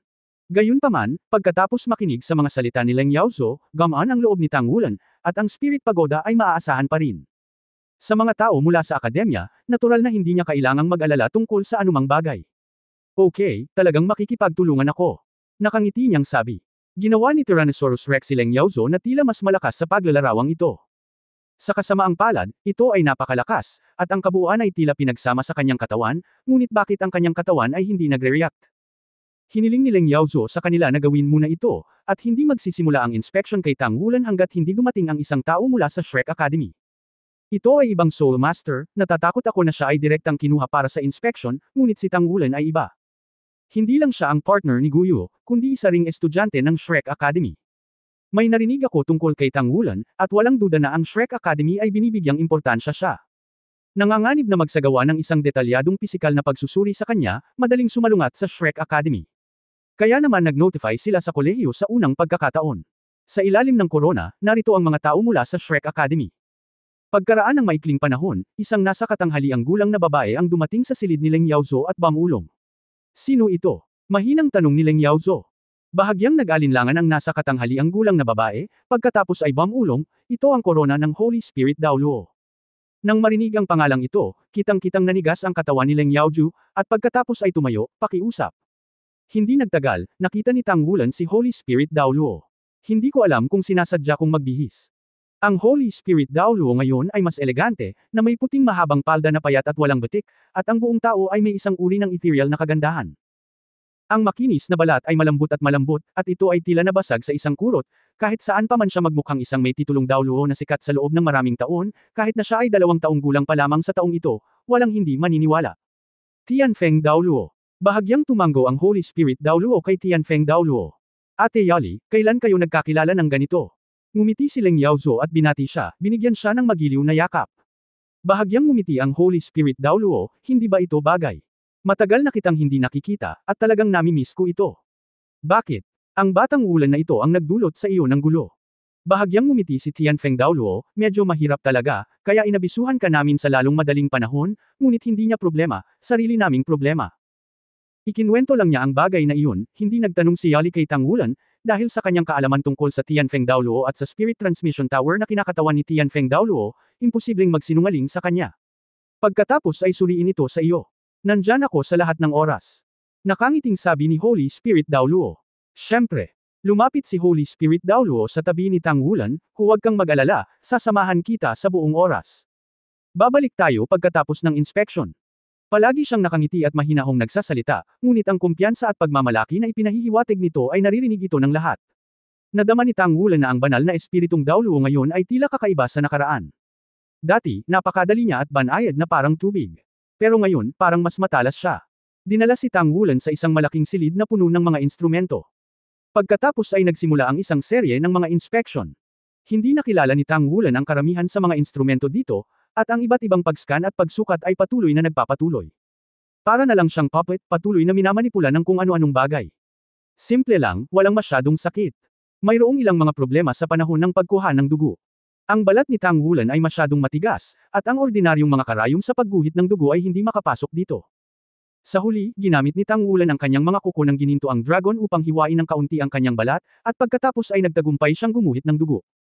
Si Guyu ay palaging nasa tabi niya, at nang makita niyang dumudugo si Tangulan, halatang nakasimangot siya. Inabot ng 2 oras upang makumplito ang mga inspection. Si Tangulan, na karaniwang hindi nakakaramdam ng pagod pagkatapos mag-practice buong araw, ay talagang medyo nahihilo sa oras na ito. Bilang resulta, uminom si Guyu ng ilang malalaking higop ng tubig na iniabot sa kanya ni Guyu, at pagkatapos ay nakahinga siya ng maluwag sa pag-upo doon. Sa wakas tapos na. Bam-antong hininga si Tangulan. Bam-ulong si Guyu, pasensya na. Excuse me. Kaina-hinalang tanong ni Tangulan. Ibinaba ni Guyu ang kanyang ulo at sinabing, hindi ako dapat nakikipaglaro sa iyo. Kung hindi, hindi mo maiisip na pumunta sa Ascension Platform. Sa totoo lang, nakita kita ni Nar ngayon. Natigilan si Tangulan, paano kita masisisi, gusto kong dumating ng orihinal. Masasabi ko lang na malas tayo. Nar, anong problema kay Nar? Siya, ayos lang. Bigla at mabilis na pinutol siya ni Guyu. Sa oras na ito, lumakad na ang 2 title Dao Luo. Wulan, balik na tayo. Nagkusa si Yali na hawakan ang kamay ni Tangulan. Sinabi ni Tianfeng Dao Luo na may ngiti sa kanyang mukha, Sister Yali, matagal na, bakit hindi mo ako hayaang magpakain sa iyo? Ang mga resulta ng inspection ay lalabas lahat sa loob ng 2 oras, kita mo. Ngumiti si Yali at umiling, wala, may gagawin ako pagbalik ko. Hinihintay niya pa ako. Tara na. Gaya ng sinabi niya, kinuha niya si Tangulan at lumabas. Ang nasa katanghaliang gulang na babae na nakatayo sa pintuan ay tumingin kay Tianfeng Dao Luo na ang mukha ay halatang madilim, at nagbigay ng nagtatanong na tingin. Marahang umiling si Tianfeng Dao Luo. Inalis ng banal na espiritong si Dao Luo si Tangulan ng ganoon, nang walang sinumang tauhan mula sa Spirit Spreading Pagoda ang pumipigil sa kanya. Bang, malakas na hinampes ni Leng Yaoju ang mesa sa harap niya, malinaw na medyo berde ang kanyang mukha. Nagulat si Guyu, hindi pa siya nakakita ng guru na galit na galit. Teacher, ano ang nangyayari sa iyo? Tanong niya na may pag-aalala. Mapait na sinabi ni Leng Yaozo, pumunta siya para magpakita sa akin. Humph, ang galing. Magkunwaring banal. Humph. Medyo natarante si Guyu, ano ang sitwasyon? Pagkatapos umalis sa spiritual pagoda, winageway ng Holy Spirit Dao Luo ang kanyang malaking kamay, at binalot ng puting halo ang kanyang sarili at si Tangulan. Biglang naging blur ang paligid. Hindi ko maramdaman ang paglipad, o kahit na makita ang lahat sa labas, na para akong nasa isang komportable at malayang espasyo. Medyo curious ka ba sa ugali ko? Ang Holy Spirit Dao Luo ay tumingin kay Tangulan na tulala, at hindi maiwasang ngumiti at magtanong. Matapat na tumango si Tangulan. Talagang naging iba ang banal na espiritong Dao Luo ngayon. Sinabi ng Holy Spirit Dao Luo, hindi ko kailangan na pumunta ako ngayon, ngunit narinig ko na pumunta dito si Leng Yaozo. Hindi ko siya papayagang ay bully ka niya. Sabihin mo ng isang ngiti, siya ang aking karibal sa pag-ibig. Si Wu Lin. Napaka-talented mo sa paglilinang, at tiyak na magiging isang mahusay na sandata ka sa hinaharap. Ngunit dapat mong bigyang pansin ang iyong relasyon. Ngunit sa iyong paglaki ng iyong mga babae, lalo kang magiging kahanga-hanga. Emosyonal at walang pag-iisip. Ito ang dapat taglayin ng isang mabuting tao. Poseidon Pavilion. May mga biglang bumahing at medyo nangangati ang ilong. Ano ang sitwasyon? Nilalamig na ako at naiinitan, bakit ganito? Sino ang nagsasalita tungkol sa akin? Ikalat ang tore ng espiritu. Nakalabas na ang resulta ng inspection. Sa conference room, nakaupo si Leng Yaozo sa pangunahing upuan, at sa ibaba ay ang mga direktor ng iba't ibang departamento ng punong tanggapan ng Spirit Tower, kabilang ang mga tagapamahala ng intermediate level na pataas na plataporma. Well, sabihin mo sa lahat. Sabi ni Leng Yaozo sa staff. Agad na binuksan ng staff ang projector, at ang figure ni Tang Wulan ay napadpad sa puting dingding. Tumayo si Guyu sa likod ni Leng Yaozo, tinitingnan ang imahe ni Tang Wulan sa projection, hindi niya maiwasang makaramdam ng kakaiba. Ito ang unang pagkakataon na tumingin siya kay Tang Wulan sa ganitong paraan. Sa oras na ito, siya ay mukhang walang magawa, at hindi maipaliwanag, nakaramdam siya ng kaunting sakit sa kanyang puso. Tang Wulan, lalaki, 14 na taong gulang. Ang panlabas na bakuran ng Shrek Academy, mga kaklase sa unang taon, pinuno ng klase. Ang unang taon na klase sa taong ito ay kilala bilang ang pinakamalakas na klase ng freshman sa Shrek Academy. Maraming namumukod tanging talento dito. Bilang monitor ng naturang klase, ang kanyang kakayahan ay talagang namumukod-tangi. Ngayon, dumating siya sa platform ng pag-akyat. Ang sumusunod ay isang paglalarawan ng nangyari sa buong Spirit Ascension platform. Nagsagawa kami ng detalyadong pagsusuri at pagsusuri sa kanyang katawan, at nakakuha ng maraming nakakagulat na resulta. Una sa lahat, sa kanyang katawan, wala kaming nakitang anumang mga pahiwatig tungkol sa Tyrannosaurus Rex. Sa madaling salita, malinaw naming nakita ito. Ang Tyrannosaurus ay hinigop ng kanyang katawan, ngunit walang palatandaan ng pag-iral, na parang nawala ito sa hangin. Sa sandaling lumabas ang pangungusap na ito, nagkaroon ng tunog ng diskusyon sa conference room. Isang matandang lalaki ang nagsabi sa malalim na boses, ito ay hindi makatwiran. Ang Tyrannosaurus Rex ay isang hindi sumusukong kaluluwa, at ang enerhiya nito ay napakalaki. Bagamat ito ay isang kaluluwa lamang, kahit na ang average na 100,000 taong gulang na kaluluwa ng hayop na kaluluwa ay maaaring hindi kasing lakas nito. Kung ihahambing sa normal na sitwasyon, ang enerhiya na maaaring idulot ng gayong espiritu ay tiyak na hindi isang bagay na ang isang binata na may espiritu lamang ay 30 kakayahang mawala, ngunit ito ay hindi makatwiran ngayon. Ito ay hindi makatwiran, ngunit ito ay isang katotohanan. Mr. Tian, ginawa namin ang lahat ng mga detalyadong inspeksyon at talagang walang nakita. Ang bata ay hindi nagsinungaling, at ang Tyrannosaurus Rex ay walang iniwang bakas sa kanya. Ikanaway ni Leng Yaozo ang kanyang kamay at sinabing, magpatuloy sa pag-uusap tungkol sa iba pang mga pagsusuri. Oo. Bagamat walang Tyrannosaurus Rex sa Tang Wulan, marami kaming natuklasan na kakaiba. Una sa lahat, ang kanyang martial soul ay Blue Silver Grass, isang martial soul na hindi dapat magkaroon ng pagkakataong lumaki, at sa kanyang bloodline, naglalaman ng isang espesyal na kapangyarihan. Sinuri namin ang kanyang dugo. Bagamat ang kanyang dugo ay mas mataas kaysa sa normal na dugo ng tao at ang mga katangian ng tao ay naglalaman ng lahat ng mas mataas na enerhiya sa lahat ng ito, ang mga katangian ng tao ay mas mataas sa lahat ng ito mga nilalang. Halong dugo. Tanong ulit ng matanda. Umiling ang staff, ito ay hindi isang halo-halong lahi o isang purong tao. Gayunpaman, ang napakalaking enerhiya na nakapaloob sa kanyang dugo ay napakalinaw din. Sa madaling salita, mayroong ilang espesyal na enerhiya sa kanyang dugo na may halong pulang selula ng dugo. Hindi natin maaaring paghiwalayin ang enerhiya, ngunit ito ay halos kapareho ng enerhiya na ginawa ng kombinasyon ng espiritu at dugo. Ngunit sa normal na mga pangyayari, kapag ang kanyang dugo ay umalis sa hangin sa katawan ng tao, ang kanyang espiritu ay naglalabas ng hangin sa katawan ng tao, ngunit ang enerhiya ay inilabas sa katawan ng tao. Hindi, sa halip ito ay napakahigpit na nakagapos sa dugo mayroon lamang isang kaso, at iyon ay ang dugo na nagsanib sa kanyang katawan ay napakalakas. Kasabay nito, sinuri namin ang kanyang katawan ng detalyado. Paano mo masasabi ang lakas ng kanyang katawan? Sa dami, nalampasan nito ang ordinaryong 6-ring Spirit Emperor, at ito ay dapat na 6-ring Spirit Emperor ng Assault Type War Spirit Master. Butuman, meridian, at internal organs, lahat sila ay makakaabot sa antas na ito. Medyo natahimik ang conference room. Pagkaraan ng mahabang panahon, isang nasa katanghaliang gulang na tao ang nagsabi, mabuting tao, talagang nararapat kang maging isang maliit na halimaw na nilinang ng Shrek Academy, ito ay talagang kakaiba. Mapait na ngumiti ang staff, ano pa ang hindi kakilala ay darating pa. Pagkatapos ng aming mga pagsubok, ang kanyang mental power ay nasa pagitan ng 650 hanggang 700.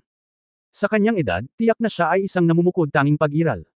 Spirit Sea Level. Ngunit, Nang gusto naming suriin ng malalim ang kanyang mental state, nabigo ang aming instrumento. Imposibleng tuklasin ang kaibuturan ng kanyang utak. Ang instrumento ay hindi gumagana. Sa pagkakataong ito, maging si Leng Yaozo ay nagulat. Oo. Kung isa sa alang-alang ang kanyang katayuan bilang isang mag-aaral ng Shrek Academy, hindi siya gumamit ng mas malakas na instrumento sa kanya, kung hindi, ito ay malamang na makapinsala sa kanyang utak. Ngunit karaniwan, kahit na ito ay isang mas mataas na antas ng mental power kaysa sa kanya ang aming Soul Master, ang aming mga ordinaryong instrumento ay maaari ring kumpletuhin ang lahat ng mga inspection. Susunod ay ang pagsusuri ng data, ang nilalaman ng kanyang pulang selula ng dugo. Ang isang serye ng data ay mabilis na ipinakita sa lahat. Karaniwan, wala sa data ni Tang Wulan ang normal, lalo na ang density ng kalamnan at density ng buto, na hindi alam kung ilang beses na mas mataas kaysa sa normal. Ayon sa aming paghuhusga, ang kanyang kapangyarihan ay dapat nakamangha-mangha. Paano sasabihin? Ang aming komprehensibong pagsusuri sa kanya ay isang hugis tao na hayop. Kung ang maliit na batang ito ay maaaring patuloy na lumaki ng ganito, kapag siya ay nasa hustong gulang na, siya ay magiging pisikal lamang. Sumimangot si Leng Yaoju. Mukhang abnormal ang data ng pagsusuri sa katawan ni Tang Wulan, higit pa sa mga ordinaryong tao. Ngunit ito ay talagang normal, dahil siya ay nagmula sa Shrek Academy. Kailan umiiral ang mga normal na tao sa Shrek Academy? Ngunit ang espiritu ng Tyrannosaurus na gusto nilang tuklasin ay hindi pa bumabagsak, talagang tila nawala ito sa hangin. Ito ang unang pagkakataon na naganap ang sitwasyong ito sa Spirit Spreading Pagoda sa loob ng maraming taon. Bagaman ang halaga ng kaluluwa ng Tyrannosaurus Rex ay napakataas, maaari itong makatiis sa pundasyon ng Spirit Pagoda. Ngunit ang tanong ay kung ang hitsura ng hindi pangkaraniwang bagay na ito ay nauugnay sa mismong platform ng pag-akyat. Bilang core ng Spirit Transmission Tower, umiiral ang Ascension Platform, at kapag nagkaroon ng problema, mayayanig nito ang pundasyon ng Spirit Transmission Tower. Lord Code Tower, mangyaring ipakita sa akin kung paano natin ito haharapin sa hinaharap. Gusto mo bang patuloy na hanapin si Tang Wulan at suriin pa ito? Hindi. Bago magsalita si Leng Yaozo, biglang nagsalita si Guyu sa kanyang likuran. Biglang tumutok sa kanya ang 12-dosenang mga mata sa silid. Hindi umiwas si Guyu sa mga titig na ito, hindi. Pupunta siya sa Xingluo Continent para makipag-usap sa ngalan ng Shrek Academy. Tiyak na hindi siya papayagan ng Academy na sumailalim sa anumang karagdagang pagsusuri. Isang nasa katanghaliang gulang na tao ang tumingin sa kanya, pagkatapos ay kay Leng Yaozo, kung gayon ang bagay na ito. Aaminin na lang natin na malas tayo. Luji sa atin. Ikanaway ni Leng Yaozo ang kanyang kamay, hindi ito ang oras para pag-usapan ang mga pagkalugi. Pansamantalang isinara ang Intermediate Ascension Platform dito, at isang buwang pagsusuri sa sarili ang isinasagawa para matiyak na walang problema sa mismong Ascension Platform. Lahat ng data ay naisave. Pagkatapos ng ilang panahon, hintayin siya. Pagkatapos bumalik mula sa exchange sa ngalan ng Shrek Academy, susuriin ko siyang muli sa Shrek Academy, susuriin ko muli siya sa Shrek Academy, susuriin ko siya. Narito ang alagad. Sasamahan ka rin sa Xingluo Continent. Sa panahong ito, dapat mong bigyan ng higit na pansin si Tang Wulan. Kung may anumang mga palatandaan sa kanyang katawan, tandaan na bumalik at tumugon sa akin sa tamang oras. Oo, guru. Sumang-ayon si Guyu. Alam niya na ngayon lang siya nagsalita bigla, hindi pinapayagan si Tang Wulan na ipagpatuloy ang inspection dahil nag-aalala siya na ang malalim na inspection ay makakasama sa kanya, at walang ibang dahilan. Sa pagkakataong iyon ay hindi na niya napigilan ang kanyang sarili, inirapan na lang niya ito. Walang alinlangan, si Lingling Pagoda ay nakaranas ng isang paitong pagkawala sa bagay na ito. Ngunit hindi, sino ang gumawa kay Tang Wulan bilang isang estudyante ng Shrek Academy? Kahit na may kakayahan ng Spreading Spirit Tower na tawagan ng hangin at ulan sa mainland, hindi pa rin siya ng ahas na direktang sakta ng Shrek Academy. Ito ang mga taon ng pamimilit. Kahit na dinala si Tang Wulan upang ipagpatuloy ang inspection, walang paraan kung walang mahanap. Hindi man lang makabayad si Tang Wulan, simple lang ang dahilan, hindi niya ito kayang bayaran. Kung isa lang siyang ordinaryong Spirit Master, at wala itong kinalaman sa Shrek Academy, tiyak na gagawa si Leng Yaozo ng paraan para payagan siyang sumali sa Spirit Transfer Tower, basta maging bahagi siya ng Spirit Transfer Tower, anuman ang benepisyong ay dudulot sa kanya ng pagsipsip ng Tyrannosaurus Spirit, ito ay malapit na nauugnay sa Spirit Spreading Pagoda. Nang bumalik siya sa akademya, ang unang ginawa ni Tang Wulan ay pumunta sa sarili niyang lugar ng pagsasanay. Magnilay at pakiramdam ang iyong sariling mga pagbabago. Nakakalungkot na ang lahat ng naramdaman niya hanggang kinaumagahan ay walang pagbabago. Wala talagang kaunting pagbabago, walang hininga ang Tyrannosaurus Rex, na parabang hindi pa ito nagpakita noon. Talagang ginawa nitong walang magawa si Tang Wulan. Kaya isang malaking tao, wala na kung wala kang sasabihin. At isa pa rin itong hindi sumusukong kaluluwa. Hindi nakakagulat na walang naniniwala dito. Hindi ko alam kung ano ang mangyayari sa Spirit Transfer ng Pagoda. Sa bagay, hindi naman niya mapigilan dito. Pagkatapos linangin ang Purple Demon Eye sa umaga, nakita ni Tang Wulan si Guyu sa cafeteria at nagtanong tungkol sa sitwasyon sa Spirit Transmission Tower. Sinabi sa kanya ni Guyu na walang mali sa Spirit Pagoda, kaya hindi niya kailangang mag-alala. Huwag mag-alala. Laging kakaiba ang nararamdaman ni Tang Wulan. Ang Spirit Pagoda ay hindi ganoon kadaling kausap, di ba? Pagkatapos ng lahat, iyon ay isang Tyrannosaurus Rex. Pero dahil sinabi ni Guyu na ayos lang, dapat okay lang. Ito ay may kaugnayan sa kolehiyo. Oo naman, ito ay isang magandang lilam sa ilalim ng malaking puno. Nang personal na pumunta ang Holy Spirit Daoluo, talagang ipinaliwanag nito ang maraming isyu. Klase. Naglakad si Wu Changkong sa likod ng podium at inihayag ang simula ng klase ngayon. Tumayo ka. Laging sumigaw si Tang Wulan. Bumangon ka at magpugay. Magsisimula na ang kurso. Isang bagay ang iaanunsyo ko bago ang klase. Tang Wulan, Gu Yu, Xi, Xu Xiaoyan, Xu Lizi, Ye Xinglan. Ngayon ang huling araw ng klase para sa inyong anim. Bukas, bibigyan kita ng isang araw. Aalis ka kinabukasan para sumali sa biyahe papuntang Xingxing. Luo Dalu's exchange activities. Kaya naman, ako rin ang manggana sa susunod na klase ng klase ko ngayon. Ang mga posisyon sa klase ni Tang Wulan at Guyu ay pansamantalang papalitan ni Wu Saidua at Luo Guixing. Si Wu Saidua ang pinuno ng squad, at si Luo Guixing ang deputy squad leader. Si Yang Yansaya ay unti-unting idinagdag bilang deputy squad leader at forging committee member. Bagamat maraming tao ang nakakaalam na si Tang Wulan at ang iba pa ay aalis na, pagkatapos makinig sa anunsyo ni Wu Changkong, talagang napagtanto nila na sa wakas ay dumating na ang oras. Si Tang Wulan at ang iba ay lalabas ng isang taon sa ngalan ng kolehiyo. May inggit pero kakaunti lang ang tao. Dahil walang nag-iisip na may isang lugar na mas angkop para sa paglilinang kaysa sa Shrek Academy. Ang isang taon ng mga aktibidad sa pagpapalitan ay tiyak na magpapahusay ng maraming karanasan at kaalaman, ngunit para lamang sa paglilinang, ito ay hindi isang magandang bagay. Nagring na ang bell pagkatapos ng klase. Lumakad si Wu Saidua papunta sa Tang Wulan, pagbalik mo pagkalipas ng isang taon, huwag mo na akong palampasin. Bahagyang ngumiti si Tang Wulan, inaasahan ko ang araw na iyon. Lumapit sa kanya si Yang Yansaya, iniunat ang kanyang malaking kamay, at ipinatong ito sa kanyang balikat, leader ng squad, na iwan sa akin ang pag-forging, huwag mag-alala, pangungunahan ko ang lahat ng maayos. Umubo si Tang Wulan, at mapait na ngumiti, karaniwan mong pinamumunuan ang lahat, kaya dapat sa iyo ang forging committee na ito. Talagang hindi niya ginampanan ang mga tungkulin ng isang forging committee. Karaniwang nagsasanay siyang magpanday ng mag-isa. Ngunit walang sino man sa klase ang nagreklamo, dahil madalas na nememeke si Tang Wulan para sa lahat ng libre o sa maliit na bayad. Ang kalidad ng mga bagay na kanyang pinanday ay talagang nakahihigit. Sa nakalipas na 2 taon, ang prestihiyo ni Tang Wulan sa unang baitang ay matagal nang hindi mapapalitan. Medyo nalilito ang mga mata ni Luo Guixing, at bamulong siya, sa totoo lang, gusto ko talagang lumabas. Pangarap ko ay maging manlalakbay at makita ang lahat ng lugar sa mundo hanggat maaari. Hindi ko inaasahan na magmadali ka. Hakbangin mo ako, at tiyak na pupunta ako kapag nakatapos ako. Malamig na sinabi ni Xu Yucheng, graduate na. Maaga ka pa. Oo. Lahat sila ay may magandang pagkakataon na makapasok sa loob ng looban ng Shrek Academy. Bagamat walang espiritual na metal na sandata sa labanan, higit sa 1/4 ng kanilang kasalukuyang mga sandata sa labanan ang ginawa. Sa bilis na ito, ang mga nasa ikalawang baitang sa oras na iyon, dapat silang lahat ay maging isang Master Armor ng labanan. Maaabot pa niya ang level 50 pataas, maging isang Soul King level powerhouse. Ito ay tiyak na makapasok sa panloob na patio. Ngunit kung nais mong magtapos mula sa panloob na patio, kailangan mong maging isang master ng armor na lumalaban sa 2 karakter. Bago maging isang pangalawang karakter na fighting armor master, hindi ka pinapayagang umalis sa kolehiyo. Ang haba ng prosesong iyon ay depende sa talento. Mukhang medyo mahirap ang 2-character fighting armor master. Walang magawang sinabi ni Luo Guixing, mukhang maibabalik ang pangarap ko. Ngumiti si Tang Wulan at sinabing, well, huwag mong saktan ang tagsibol at kalungkutan. Ibabalik ko ang ilang mga souvenirs sa lahat. Talaga, si Wu Siduo ang nagtanong ng 2 salitang ito. Talaga, mataimtim na sinabi ni Tang Wulan. Tahimik na sinabi ni Xi sa gilid, huwag masyadong umasa, hindi magandang bagay na maging maramo sa monitor. Tinitigan siya ng masama ni Tang Wulan, mamamatay ka ba kung hindi mo sasabihin ang totoo? Mga souvenir, ano ang souvenir, ito ay makabuluhan. Ano ang kinalaman ng halaga dito? Hindi napigil ang tumawa ng lahat, Siya pa rin ang kuripot na si Tang Wulan. Habang nag-uusap, wala ni Tang Wulan ang lumabas ng silid-aralan. Wala silang sinabi tungkol dito, ngunit wala ni isa sa kanila ang nag-atubili na pumunta rito. Bagamat simula nang dumating ako dito, naging abala ako palagi sa pag-aaral at pag-eensayo.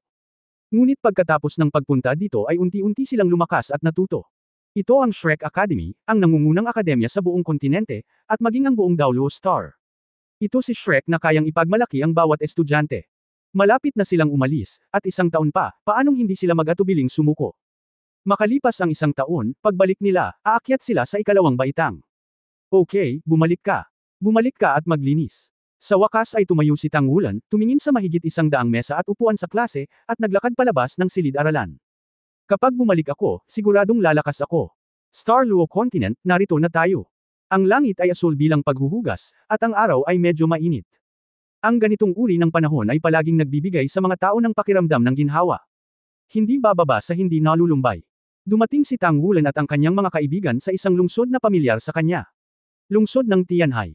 Ang pinakamalaking lungsod sa East China Sea sa Daoluo Continent. Dito unang nakilala ni Tangwulan at Guyu sina Xu Lizi at Ye Xinglan. Isang grupo ng 10 tao mula sa Shrek Academy, ang pinuno, si Silver Moon Daoluo Kaiyer, ang nangungunang guro, at ang Sky Ice Dancing sa kalangitan. Ang mga mag-aaral ay sina Tangwulan, Guyu, Yuan Enyahui, Le Zhenggayu, XCXC, Xu Xiaoyan, Xu Lizi, Ye Xinglan. Kumpleto na ang 8 mag-aaral sa work study.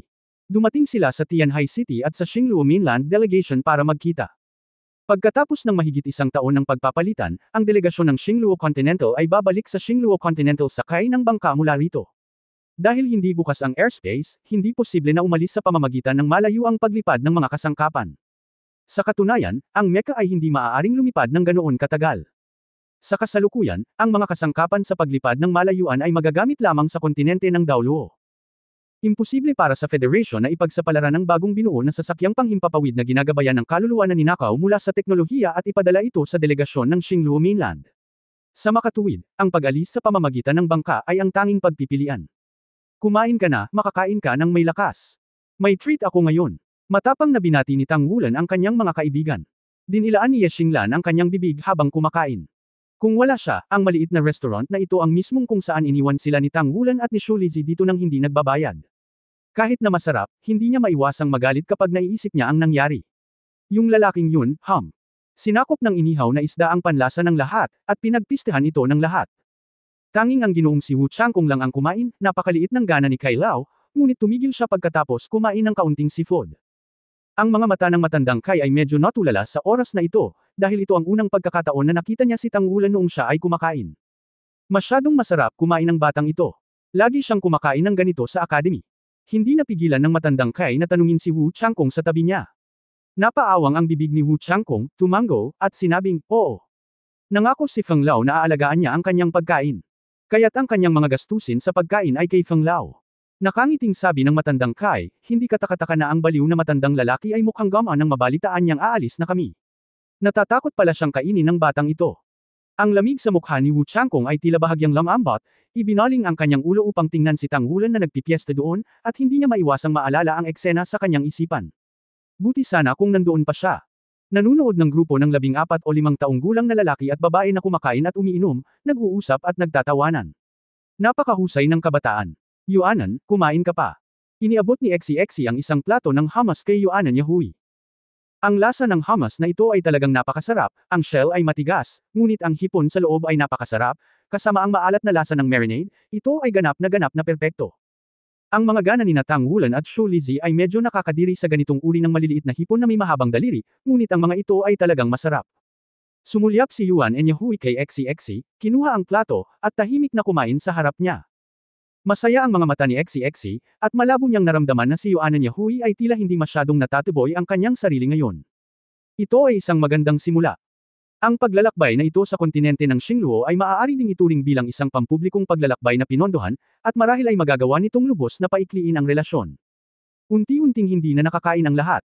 Bagamat hindi maliit ang kanilang gana, kumpara kina Tangwulan at Xu Lizi, malayo pa rin sila. For more videos, please like, share and subscribe.